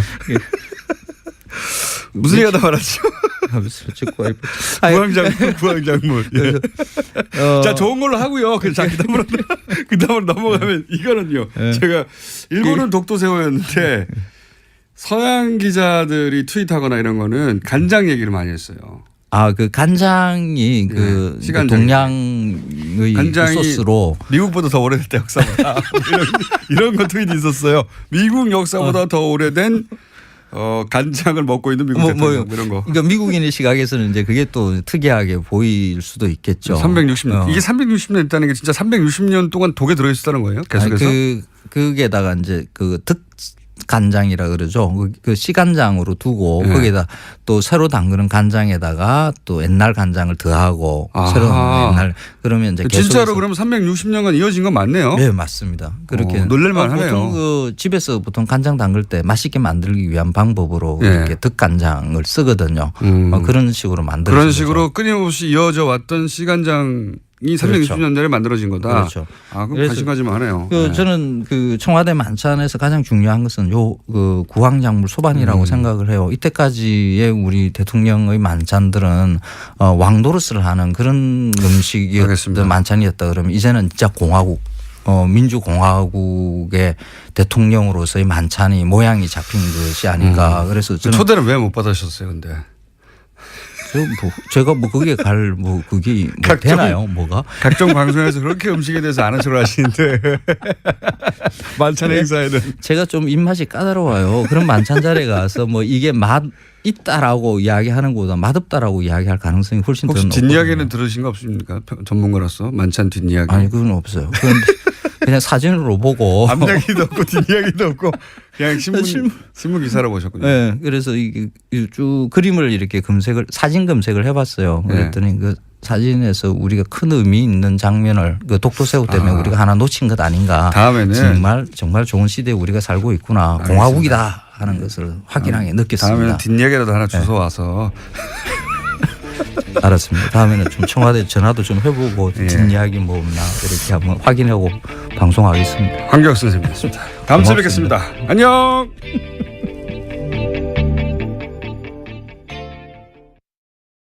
연결했는데 판사님? 네. 연결했는데 불안해요. 네, 간만에 연결했는데 저희가 어디서 근무하시는지 잠깐 얘기해 볼까요? 아, 정말 진짜. 네, 저 구로 디지털 단지역 부근에 있는 법무법인 동안에서 사무장으로 일하고 있습니다. 네, 부장판사님이었는데 사무장으로 일하시는 이정열 전 부장판사님. 감사합니다. 네, 고맙습니다.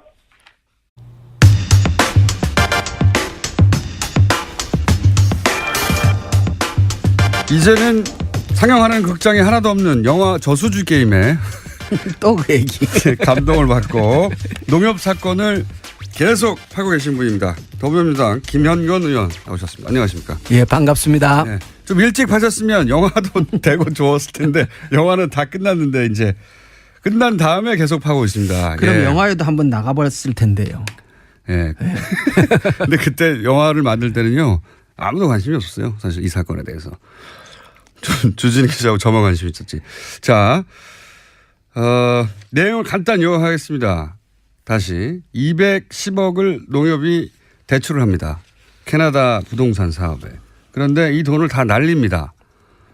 다 날렸는데 어떻게 날렸냐 봤더니 담보를 설정해야 되는데 담보를 설정을 안 하고 그리고 대출했으니까 이자도 받고 대출금 상환을 받아야 상환을 해야 되는데 그러기 위해서 통장을 만들어 가지고 키 일종의 자물쇠에 해당되는 질권 뭐 전문 용어는 아실 필요가 없고 하여튼 그런 자물쇠를 잠궈놨는데 당연하죠. 돈 받는 사람만 그 통장을 열어봐야 하는 건데 그 자물쇠를 풀어줘 가지고 또 돈을 다 가져가 버렸어요. 예. 그래가지고 담보 설정만 안 했다도 아니고 담보 설정을 다른 사람이 받도록 해뒀다. 그렇죠. 수익증권은 담보 설정을 다른 사람 명의로 하고 예. 그리고 원금과 이자를 받기 위해서 공동 명의로 개설해 놓은 통장을 관리를 해야 되는데 농협이 예. 그 통장의 열쇠를 넘겨줬다. 이렇게. 예. 그러니까 돈을 다른 사람 받도록 해주고 키도 줬다. 키도 그래서 줬다. 돈을 그쪽에서 다 빼갔다. 농협은 돈을 다 날렸다 이거예요. 말도 안 되는 사건이 벌어졌어요. 말도 안 되는 사건이. 이거는 금융권에 계신 분들은 뭐 듣자마자 아니 210억에 대한 돈에 대한 담보고 뭐고 질권이고 다 날려줬다니 이게 말이 되나 풀어줬다니 이렇게 생각하실 텐데 주변에 은행에 계신 분들한테 물어보세요. 말도 안 되는 건데 이 사건에 저희가 관심을 특별히 가지는 이유가 여기 이 사건 대출 과정에 관련해서 이명박 전 대통령의 친인척 이름이 자꾸 거론되다 보니까 그렇게 주장하시는 분들이 있습니다. 주장하시는 분들은 있는데 저희가 크로스 체크가 안 되고 있는 거예요. 예. 그런 상황인데 첫 번째 이유가 그거고요. 두 번째 이유는 이렇게 말도 안 되는 일이 벌어지고 나서 이 돈이 흘러가서 입금된 계좌가 있는 은행. 그 은행이 이명박 전 대통령 캐나다 은행. 캐나다에 있는 로얄 뱅크 오브 캐나다 RBC 은행이 이 자원외교 때마다 등장하는 은행이라는 거예요. 이후에 자원외교 여러 가지 사건이 터질 때마다 결국은 항상 RBC가 뚱뚱 나와요. 그것도 이명박 전 대통령과의 연결고를 생각하지 않을 수 없는 사안이고 그 외에도 몇 가지인데 큰 덩어리가 그렇습니다. 그러다 보니까 이것이 정권 초반에 일종의 프로토타입이 아닐까? 요런 실험작. 이런 식의 어떤 작업을 한 다음에 혹시 이후에도 비슷한 작업들이 계속 있지 않을까 하는 의심 하나. 또 하나는 그 계좌 RBC 은행의 그 특정 계좌가 찾아서 그 특정 계좌에서 돈이 어디로 흘러갔는지를 계속 추적하면 뭐가 나오지 않겠는가. 그렇죠. 그 네 개의 계좌를 그 계좌를 통해서 돈이 오고 간 흔적이 있으니까 그러니까 농협은 210억을 출자를 했는데 원금은 전액 손실했지만 그 과정에서 60억의 이자는 받았다고 얘기를 하거든요.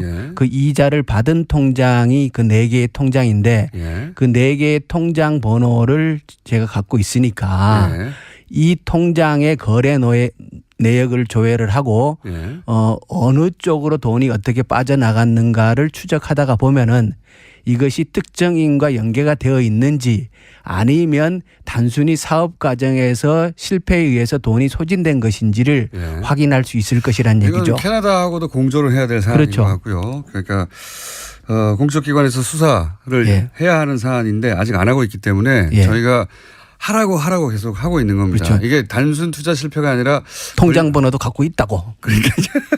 권력형 비리일 수 예. 있다. 예. 그런 냄새가 아주 많이 난다. 예. 예. 그러면 오늘 여러 가지 얘기를 하시겠지만 혹시 예. 이 프로토타입일 수도 있다라는 의혹은 오래전부터 저랑 주진우만 주장해 왔어요. 아무도 예. 관심을 안 가져서 참 외로웠는데 예.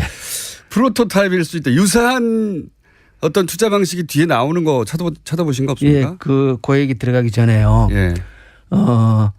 그 수익증권을 담보로 해서 90억을 현지 개발업체 대표가 찾아가고 그리고 그 돈이 그 토지 매입과 연결이 되거든요. 예. 그런데 그 토지에 대한 근저당권을 농협이 설정을 합니다. 예. 그런데 이게 나중에 사고가 터지고 나서 예.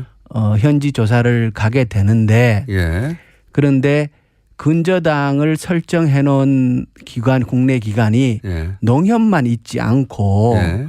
다른 국내 은행이 그런 때하고 비슷한 시점에 지금 보면 똑같은 사안을 동시에 똑같은 논조로 때려 대고 그리고 그거를 또 보수 매체가 그렇게 나가고 보수 정당에서 받아주고 보수 정당에서도 자유한국당 윤석열 지검장 이름을 특정해가지고 깡패라고 어젠가요? 예. 워딩 했거든요. 윤석열 지검장이 깡패라고 했어요.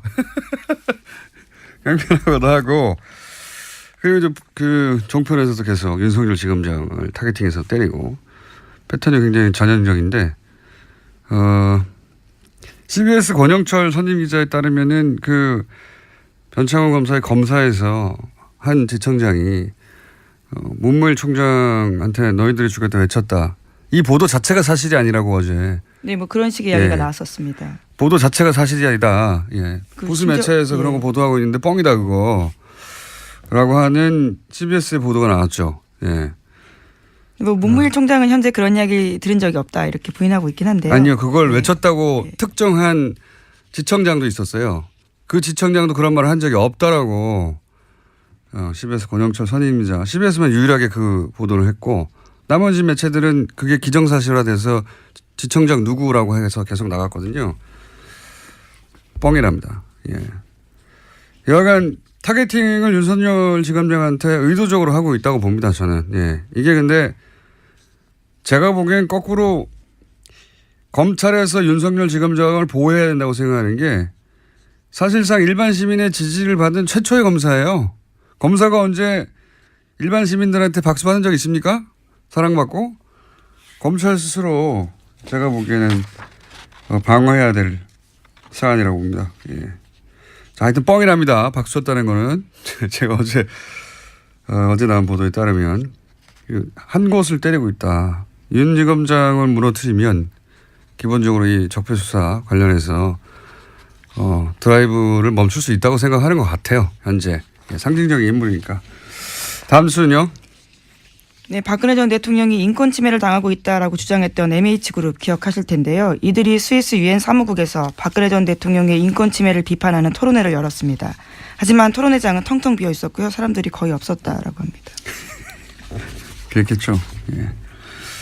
사실이 아니기도 하거니와 예. 아마 자신들이 발제했겠죠. 그 회사에서. 그러니까 그 사업회사에서 발제하는 토론에 누가 갑니까? 이런 사안에. 자, 텅텅 비었다고 합니다. 자, 다음 뉴스 하나 정도 더 하고 바로 이정길 판사님 연결해야 되겠습니다. 네, 한성숙 네이버 대표가 어제 직접 나서서 구글을 향해서 공개적으로 의혹을 제기했습니다. 지난달 31일에 국정감사에서 이해진 네이버 창업자가 세금도 안 내고 고용도 없다라면서 구글 비판한 적이 있는데요. 그러자 바로 구글이 반박했습니다. 그리고 일주일이 지났는데 다시 네이버가 공세에 나선 겁니다. 이 프라임 전환의 기술인데 이런 게 예. 네이버에 대한 공세가 있을 때 네이버도 고민이 많았겠죠. 어떻게 프레임을 전환할지. 지금 외국 기업 대 한국 기업 뭐 이런 프레임으로 만들어서 짠 하고 뜬금없이 구글을 공격하는 것으로 예. 국면을 전환할 프레임을 짰네요. 이거 누가 짠 건지 모르겠지만 잘못 짰다고 봅니다. 저는.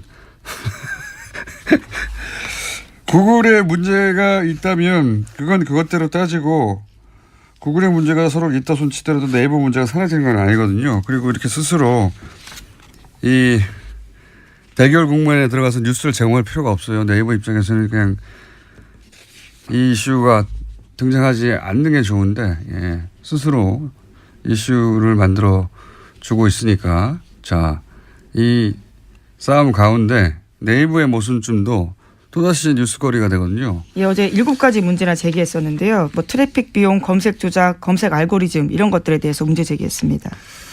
돈 받고 키워드 올려주는 영업 같은 거 예, 등등. 이 자신 있게 이제 전선을 친 것 같은데 제가 보기엔 누구 머리에서 나온 건지 모르겠지만 잘못 짰다 이 프레임은. 다 감사하게 받고 자 구글도 저희가 연결해보고 이슈를 주셔서 감사하고 자 오늘 여기까지 하고 이정열 부장판사님 연결해봐야 될 것 같습니다. 판사님. 네, 안녕하세요. 네, 제가 소개해드릴게요. 법무법인 동안에 사무장으로 계신 이정열 전 부장 판사님이시자 영장 판사를 직접 지내셨고, 예. 지금은 변호사가 못 되고 계신 분입니다. 처음에 그렇게 시작하시면 제가 오늘 드릴 말씀에 신빙성이 좀 떨어지지 않을까요? 아니죠. 영장 실제 심사를 해본 사람이 대한민국에 몇 명이나 있다고요. 아, 네. 예. 예. 네. 자, 추명호 전 국정원 국익정보국장이 구속됐을 때, 이제 이정열 부장 판사님은 연결할 일이 별로 없을 것 같다고 했는데. 저도 그럴 줄 알았습니다. 예. 네. 바로 나오네요. 자, 김재철 전 MBC 사장, 증거가 대부분 수집됐다. 그리고 이게 이제 도주류가 크지 않다. 또 하나는 이게 국정원법 위반이어서 국정원 직원을 처벌하려고 하는 거기 때문에 등등등 기억한다. 이거 어떻게 보십니까? 일단 지금 말씀 주신 것도 세 가지가 다 문제인데 네. 처음부터 말씀드리자면은 우리 청취자분들께서도 잘 아시겠습니다만 이 구속영장 발부가 되려면 범죄 혐의가 소명이 돼야 되고 예. 그다음에 도주의 우려가 있거나 증거인멸의 우려가 있거나 네. 뭐 이런 요건이 이제 필요한데 거의 다 외웠어요. 저희 청취자들이 이제. 예. 이 범죄 혐의 소명 부분 보면 이제 네. 영장 청구 기각 사유에 이렇게 나오더라고요. 저기 사실관계에 대한 증거가 대부분 수집되었다 이런 표현이 나와요. 저도 그게 이해가 안 갑니다. 근데 이거는 일단 범죄 혐의 소명 부분을 보면 예. 그러면 증거가 대부분 수집됐으니까 범죄 혐의는 인정된다는 소리잖아요. 그렇죠. 예, 그러니까 그 부분은 큰 문제가 안 되는 것 같아요. 근데 제 말은 다 수집됐다는 건 어떻게 알죠? 저도 그게 이상해요. 그러니까요. 그러니까 이게 증거인멸 우려가 없다는 거를 표현하려고 쓴 부분인 것 같아요. 그렇게 보면. 예. 예, 근데 좀 하나 또 좀 주의 깊게 보는 게 물론 이제 지금 공장장님 말씀하신 것도 당연히 이제 당연한 말씀이고요. 예. 그런데 그동안에 이 중앙지법 영장전담 판사들이 써온 표현이 뭐였냐면 기본적 증거가 확보되었다 이렇게 표현했었거든요. 네네. 근데 이번에는 그런 표현을 안 쓰고 증거가 대부분 수집되었다 이렇게 썼어요. 예. 그래서 이게 뉴스공장을 영장전담 판사들이 듣는구나. 그게 이제 예. 그런 표현들에 판사들은 예민합니까? 그런 문장에? 그러니까 아마 뭐 뉴스공장도 뉴스공장이겠지만 국정감사에서 그런 지적들이 있었으니까 그것들을 감안하지 않았나 싶거든요. 뭐 그런 전달이 됐을 겁니다. 아마. 예. 아무튼 그런데 예. 지금 말씀하신 대로 대부분 수집됐다는 건 다 수집됐다는 것도 아니고 예. 그다음에 대부분 수집됐는데 그러면은 앞으로 그러면 이게 어떻게 되는 것이냐에 관해서 결국 중요한 거는 증거인멸의 우려가 있냐 없냐는 그야말로 정말 이 사람이 증거를 인멸할 것 같냐 아니냐 이걸 따져야 되지 예. 인멸할 증거가 남아 있냐 아니냐 이걸 따져야 될 문제는 아니잖아요. 다시 말씀해 주세요. 그 대목은 헷갈렸습니다. 지금 마지막 대목은. 그러니까 공장장님 말씀대로 예. 그러니까 지금 증거가 대부분 수집됐으니까 이제 더 이상 인멸할 증거가 별로 없으니까 증거인멸의 우려가 없다 이런 식이거든요 지금. 그렇죠. 예. 다 수집됐으니까 이제 됐다 이거 아닙니까? 그렇죠. 예. 그런데 어떻게 알아요 공장장님 말씀대로. 그러니까요. 제 말이 그거예요. 수집됐는지. 그러니까 이거는 영장전담 판사 아니라 사실 수사를 하는 검찰도 몰라요. 조사해봐야 증거가 나오는 거기 때문에. 저도 그렇게 그래서 생각합니다. 이런 식으로 표현하는 건 아직도 지금 이 예전에 기본적 증거가 뭐 확보됐다 이 표현에서 못 벗어나고 있다 그 궤를. 알겠습니다. 정신 못 차리고 있다 이런 것 같아요. 그리고 도주 우려가 상당히 심각한데요 이게 지금. 일단 도주 우려가 없다는 사유를 든 게 직업과 주거가 일정하다 이렇게 썼어요. 그런데 이건 뭐 보통 영장 기각할 때 쓰는 상투적 표현이고 예. 결론은 그거죠. 실형 선고가 예상되지 않는다 이런 그렇게 중대하지 않다 이런 논리거든요. 예. 근데 지금 이 김재철 피의자의 지금 혐의를 보면 일단 범죄 사실이 소명됐다고 전제가 됐으니까 예. 소명된 범죄 사실이 공영방송 MBC를 망가뜨리는데 본인이 중추적 역할을 했잖아요. 일단. 그러니까 그리고 국정원 일정이 있었는데 결과를 봤더니 일정대로 다 됐더라 이거 아닙니까? 그렇죠. 그게 맞아떨어졌다는 거죠. 그게 서로 안 맞았다면 범죄 혐의 소명이 안 됐다고 아마 썼을 거예요. 근데 그게 지금 맞아떨어졌거든요. 그러면은 국정원하고 어떻든 교감이 있었던 거 아닌가 싶긴 한데 뭐 그건 그렇다 치고 일단 저는 재밌게 생각이 드는 게 아까 공장장님도 잠깐 말씀 주셨는데 마지막 부분에 이 예. 국정원법 위반죄라는 게 원래 국정원 직원의 위법행위를 처벌하기 위한 것인데 지금 김재철 피의자는 국정원 직원이 아니기 때문에 아니고 여기에 대해서 다투고 있으니까 이런 점도 감안을 했다 이렇게 되거든요. 저도 제일 이해가 안 가는 대목입니다 이게. 예. 근데 지금 이거는 어떤 측면에서 보셔야 되냐면 김재철 피의자의 주장을 좀 감안해 보셔야 될 것 같아요. 김재철 피의자는 뭐라고 주장하고 있냐면 나는 국정원 측하고 교감한 적이 없다. 청와대하고도 교감한 적이 없다. 그러니까 공범 관계가 아니다. 이렇게 얘기를 하고 있는 거예요. 그리고 MBC는 장악될 수도 없고 뭐 사실 예, 우리가 그렇죠. 가지고 있는 모든 혐의를 부인하고 있는 거죠. 예. 예, 그렇죠. 예. 그러니까 그런데 지금 국정원법 위반죄만 딱 놓고 보면은 일단 그 김재철 피의자는 국정원 직원이 아니기 때문에 공범 관계가 돼야만 국정원법 위반죄가 되거든요. 그렇죠. 그러니까 본인이 지금 공범이 아니라고 주장하고 있으니까 예. 그러면은 그게 맞다면 국정원법 위반죄가 안 되는 건 맞아요. 네.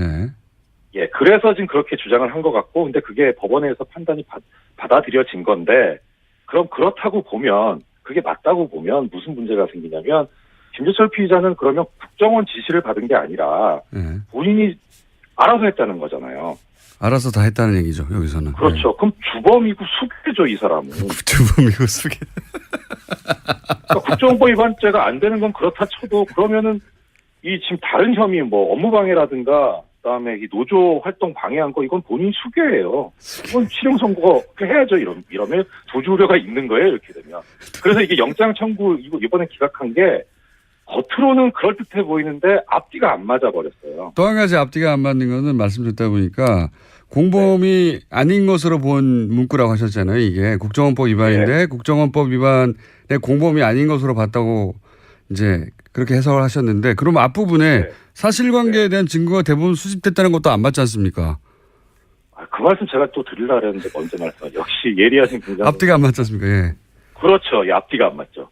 그러니까 왜 이렇게 앞뒤가 안 맞게 썼을까? 근데 일단 전제로 놓고 볼 수 있는 거는 크게 봐서 이게 결국은 이 블랙리스트의 일환이잖아요. 지금 그 MBC 내부에 있어서 이 블랙리스트 범죄에 대해서 중앙지법 영장전담들이 되게 가볍게 보고 있는 거 아닌가 하는 생각이 들어요. 계속해서 이런 사안들은 가볍게 본다고 생각할 수밖에 없죠. 지금까지 계속 기각되거나 해와서. 그래서 이거는 순전히 개인적인 의심인데 이 서울중앙지법 영장전담 판사들이 사실 이 요직을 거쳤던 사람들이고 법원 행정처도 근무했던 사람들이라 이 법원 내부의 블랙리스트하고 관련이 있어서 그런 거 아닌가 싶은 생각도 좀 의심도 좀 들고요. 아, 법원 내부의 그러니까 블랙리스트. 본인들이 해봤기 때문에 그거 별거 아닌 거 아닌가 싶은.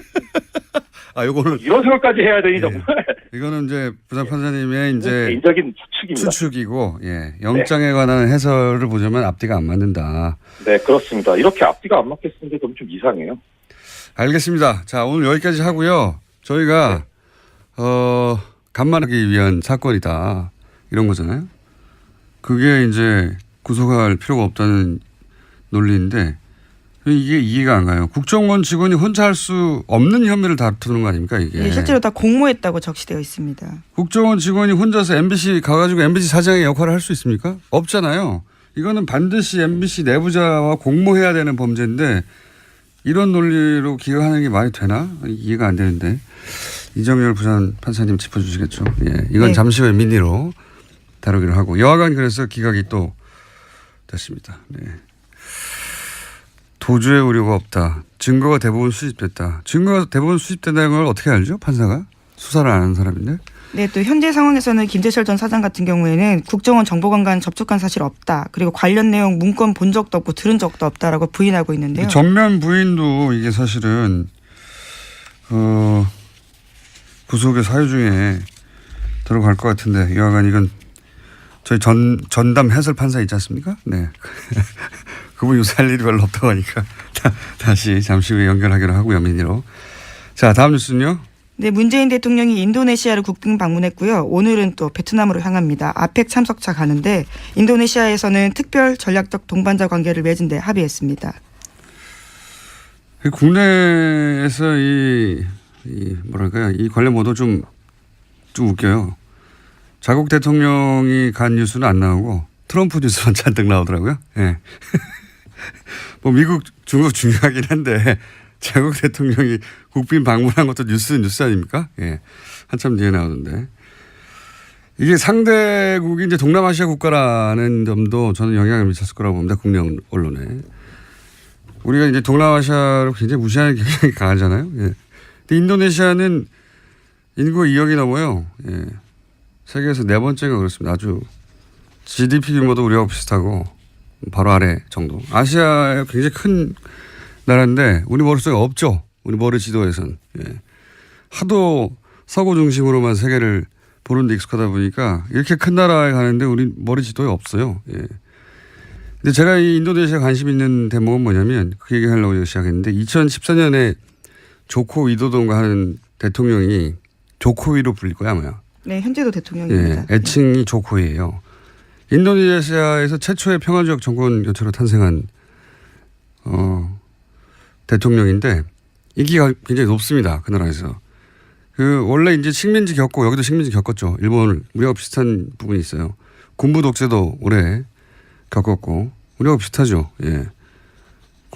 그런 나라가 항상 그렇잖아요. 군부 출신들이 계속 해먹고 부패도 심하고 이렇게 말하면 우리하고 상관없는 것 같은데 우리도 박정희, 전두환, 노태우 군부 출신들이 오랫동안 해먹었어요. 잘 생각해 보시면 30년 이상 해먹었습니다. 군부 출신들이. 그래서 이렇게 동남아 얘기하면서 군부 출신이 오랫동안 권력을 장악했다 그러면 아유 그 나라 그렇지 이렇게 생각하는데 우리도 그랬어요.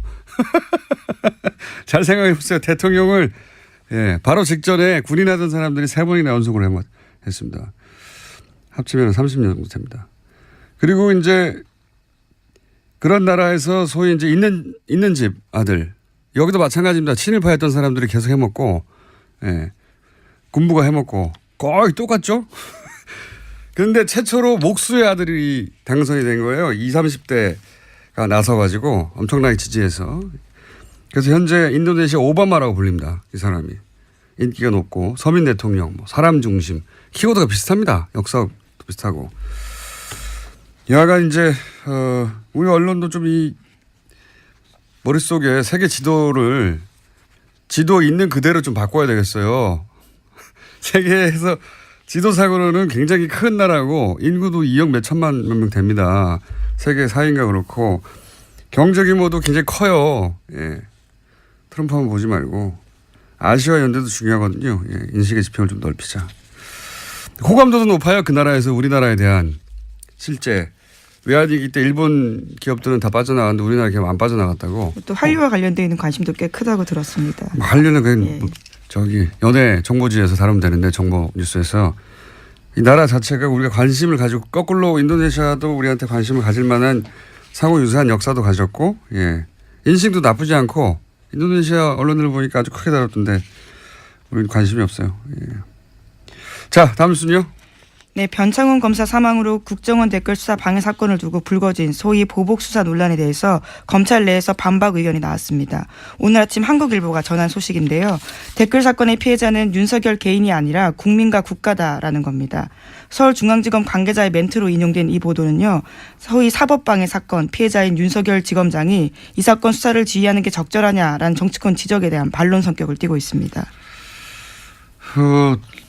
대응은 잘했네요. 예. 피해자를 마치 윤석열 개인인 것처럼 특정해서 윤석열 서울중앙지검장이 이 사건을 수사하면 안 된다라고 몰아가는 사실은 이제 약간 업그레이드된 논리죠. 네, 어제 국회 법제사법위원회 전체회에서 이런 이야기가 꽤 많이 나왔었습니다. 이 프레임에 넘어가면 안 된다고 봅니다. 저는. 예. 이게 조중동이 특정 사안에서 완전히 똑같은 사설을 일제히 낼 때가 자주는 아니지만 있어요. 예, 보수매체가 이런 걸 잘하는데 뭐 예를 들어 대선처럼 굉장히 중요한 정치적 시즌에는 예전에 이런 얘기 있었습니다. 예전에 이런 보도도 있었고 같이 모여서 해야 한다. 조중동에 편집 라인이 같이 모여서 회의해야 한다. 왜냐하면 특정 시점에 특정 논조를 일제히 쏟아내야지 힘을 모아서 자신들이 원하는 방향으로 여론을 끌고 갈 수 있지 않습니까? 그런 안녕하세요. 김호준입니다. 내부자들이라는 영화가 있죠.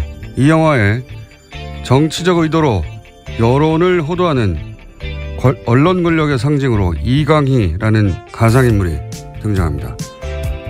검찰 조사를 받은 한 피의자가 자신들에게 위협이 되자 그를 협박해 자살하게 만든 뒤 그 죄를 검찰에 뒤집어 씌우는 사설을 씁니다. 검찰의 과잉조사가 초래한 자살, 영화 속 사설 제목입니다. 이번 주 조선동아중앙의 사설 제목은 다음과 같습니다. 정치보복 수사의 비극, 자살불은 과도한 수사, 너무 거친 검찰 수사. 영화 속 사설과 완전 판박입니다. 국정원 공작에 초래한 한 검사의 죽음을 검찰 내부의 문제로 몰아가는 것. 적폐 수사를 방해하려는 여론 호도의 전형적인 수정입니다. 내부자들은 픽션이 아니라 다큐였다. 김호준 생각이었습니다.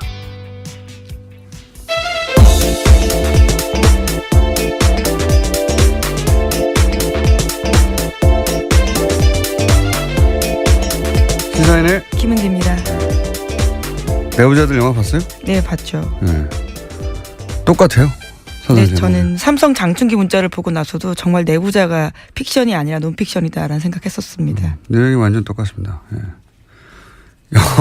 영화보다 좀 더 심하죠. 예. 현실이. 앞으로 이제 이 영화 시나리오 쓰시는 분들이 굉장히 괴롭겠어요. 예. 웬만한큼 시나리오 써봐야 현실보다 덜하기 때문에. 자,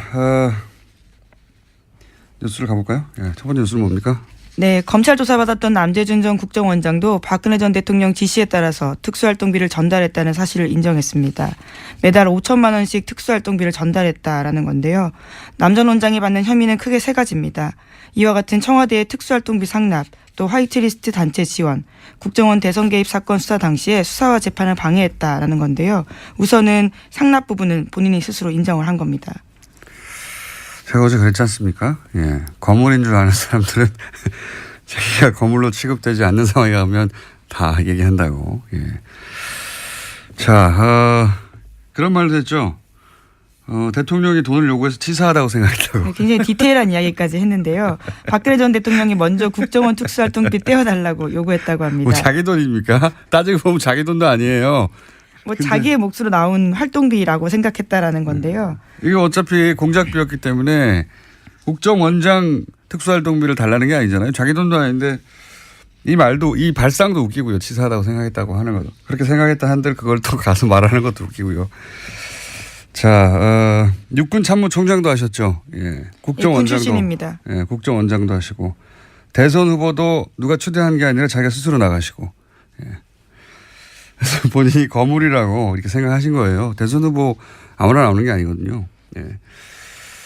근데 이제 본인을 그렇게 거물로 대우하지 않는 상황에 처하게 되면 이것저것 막 말하게 돼 있습니다. 네, 굉장히 돈을 달라고 했던 상황에 대해서 자세하게 이야기했는데 이재만 전 총무비서관이 직접 전화해서 돈을 달라 했다라는 이야기도 했습니다. 이분이 이제 출두할 때 포토라인에서 거창한 말씀하셨잖아요. 민주주의 수호하고 거창한 말을 했으면 이런 질문을 하면은 이렇게 답하면 안 되거든요. 치사하다 막 돈 달라고 그랬다 막 이런 거. 본인이 생각할 만큼 건물이 아니게 취급받으면 받을수록 더 많은 얘기를 하실 것이다. 다음 뉴스는요? 네, 또 이명박 전 대통령이 자신을 향하는 검찰 수사에 대해서 나라가 과거에 발목이 잡히고 있다라는 이야기를 했다라고 채널A가 보도했습니다. 이명박 전 대통령은 지난 월요일 자신의 사무실에서 핵심 측근들과 회의를 가졌는데요. 이 자리에서 검찰이 너무 많이 앞서간다라면서 걱정했다라고 회의에 참석했던 측근 인사가 전했습니다. 이명박 전 대통령이 나라가 과거의 발목이 잡히고 있다. 예. MB가 다스의 발목을 잡히고 있죠. 예. 흥미로운 반응입니다. 생각보다 굉장히 일찍 저는 왜냐하면 내년쯤에나 반응하지 않을까 합니다. 일찍 반응도 했고 많이 긴장하고 있다는 얘기겠죠. 예. 이 프레임을 밀고 있잖아요. 이제 과거에 매달리고 있다. 보수 정당에서도 계속 밀고 있죠. 예. 예.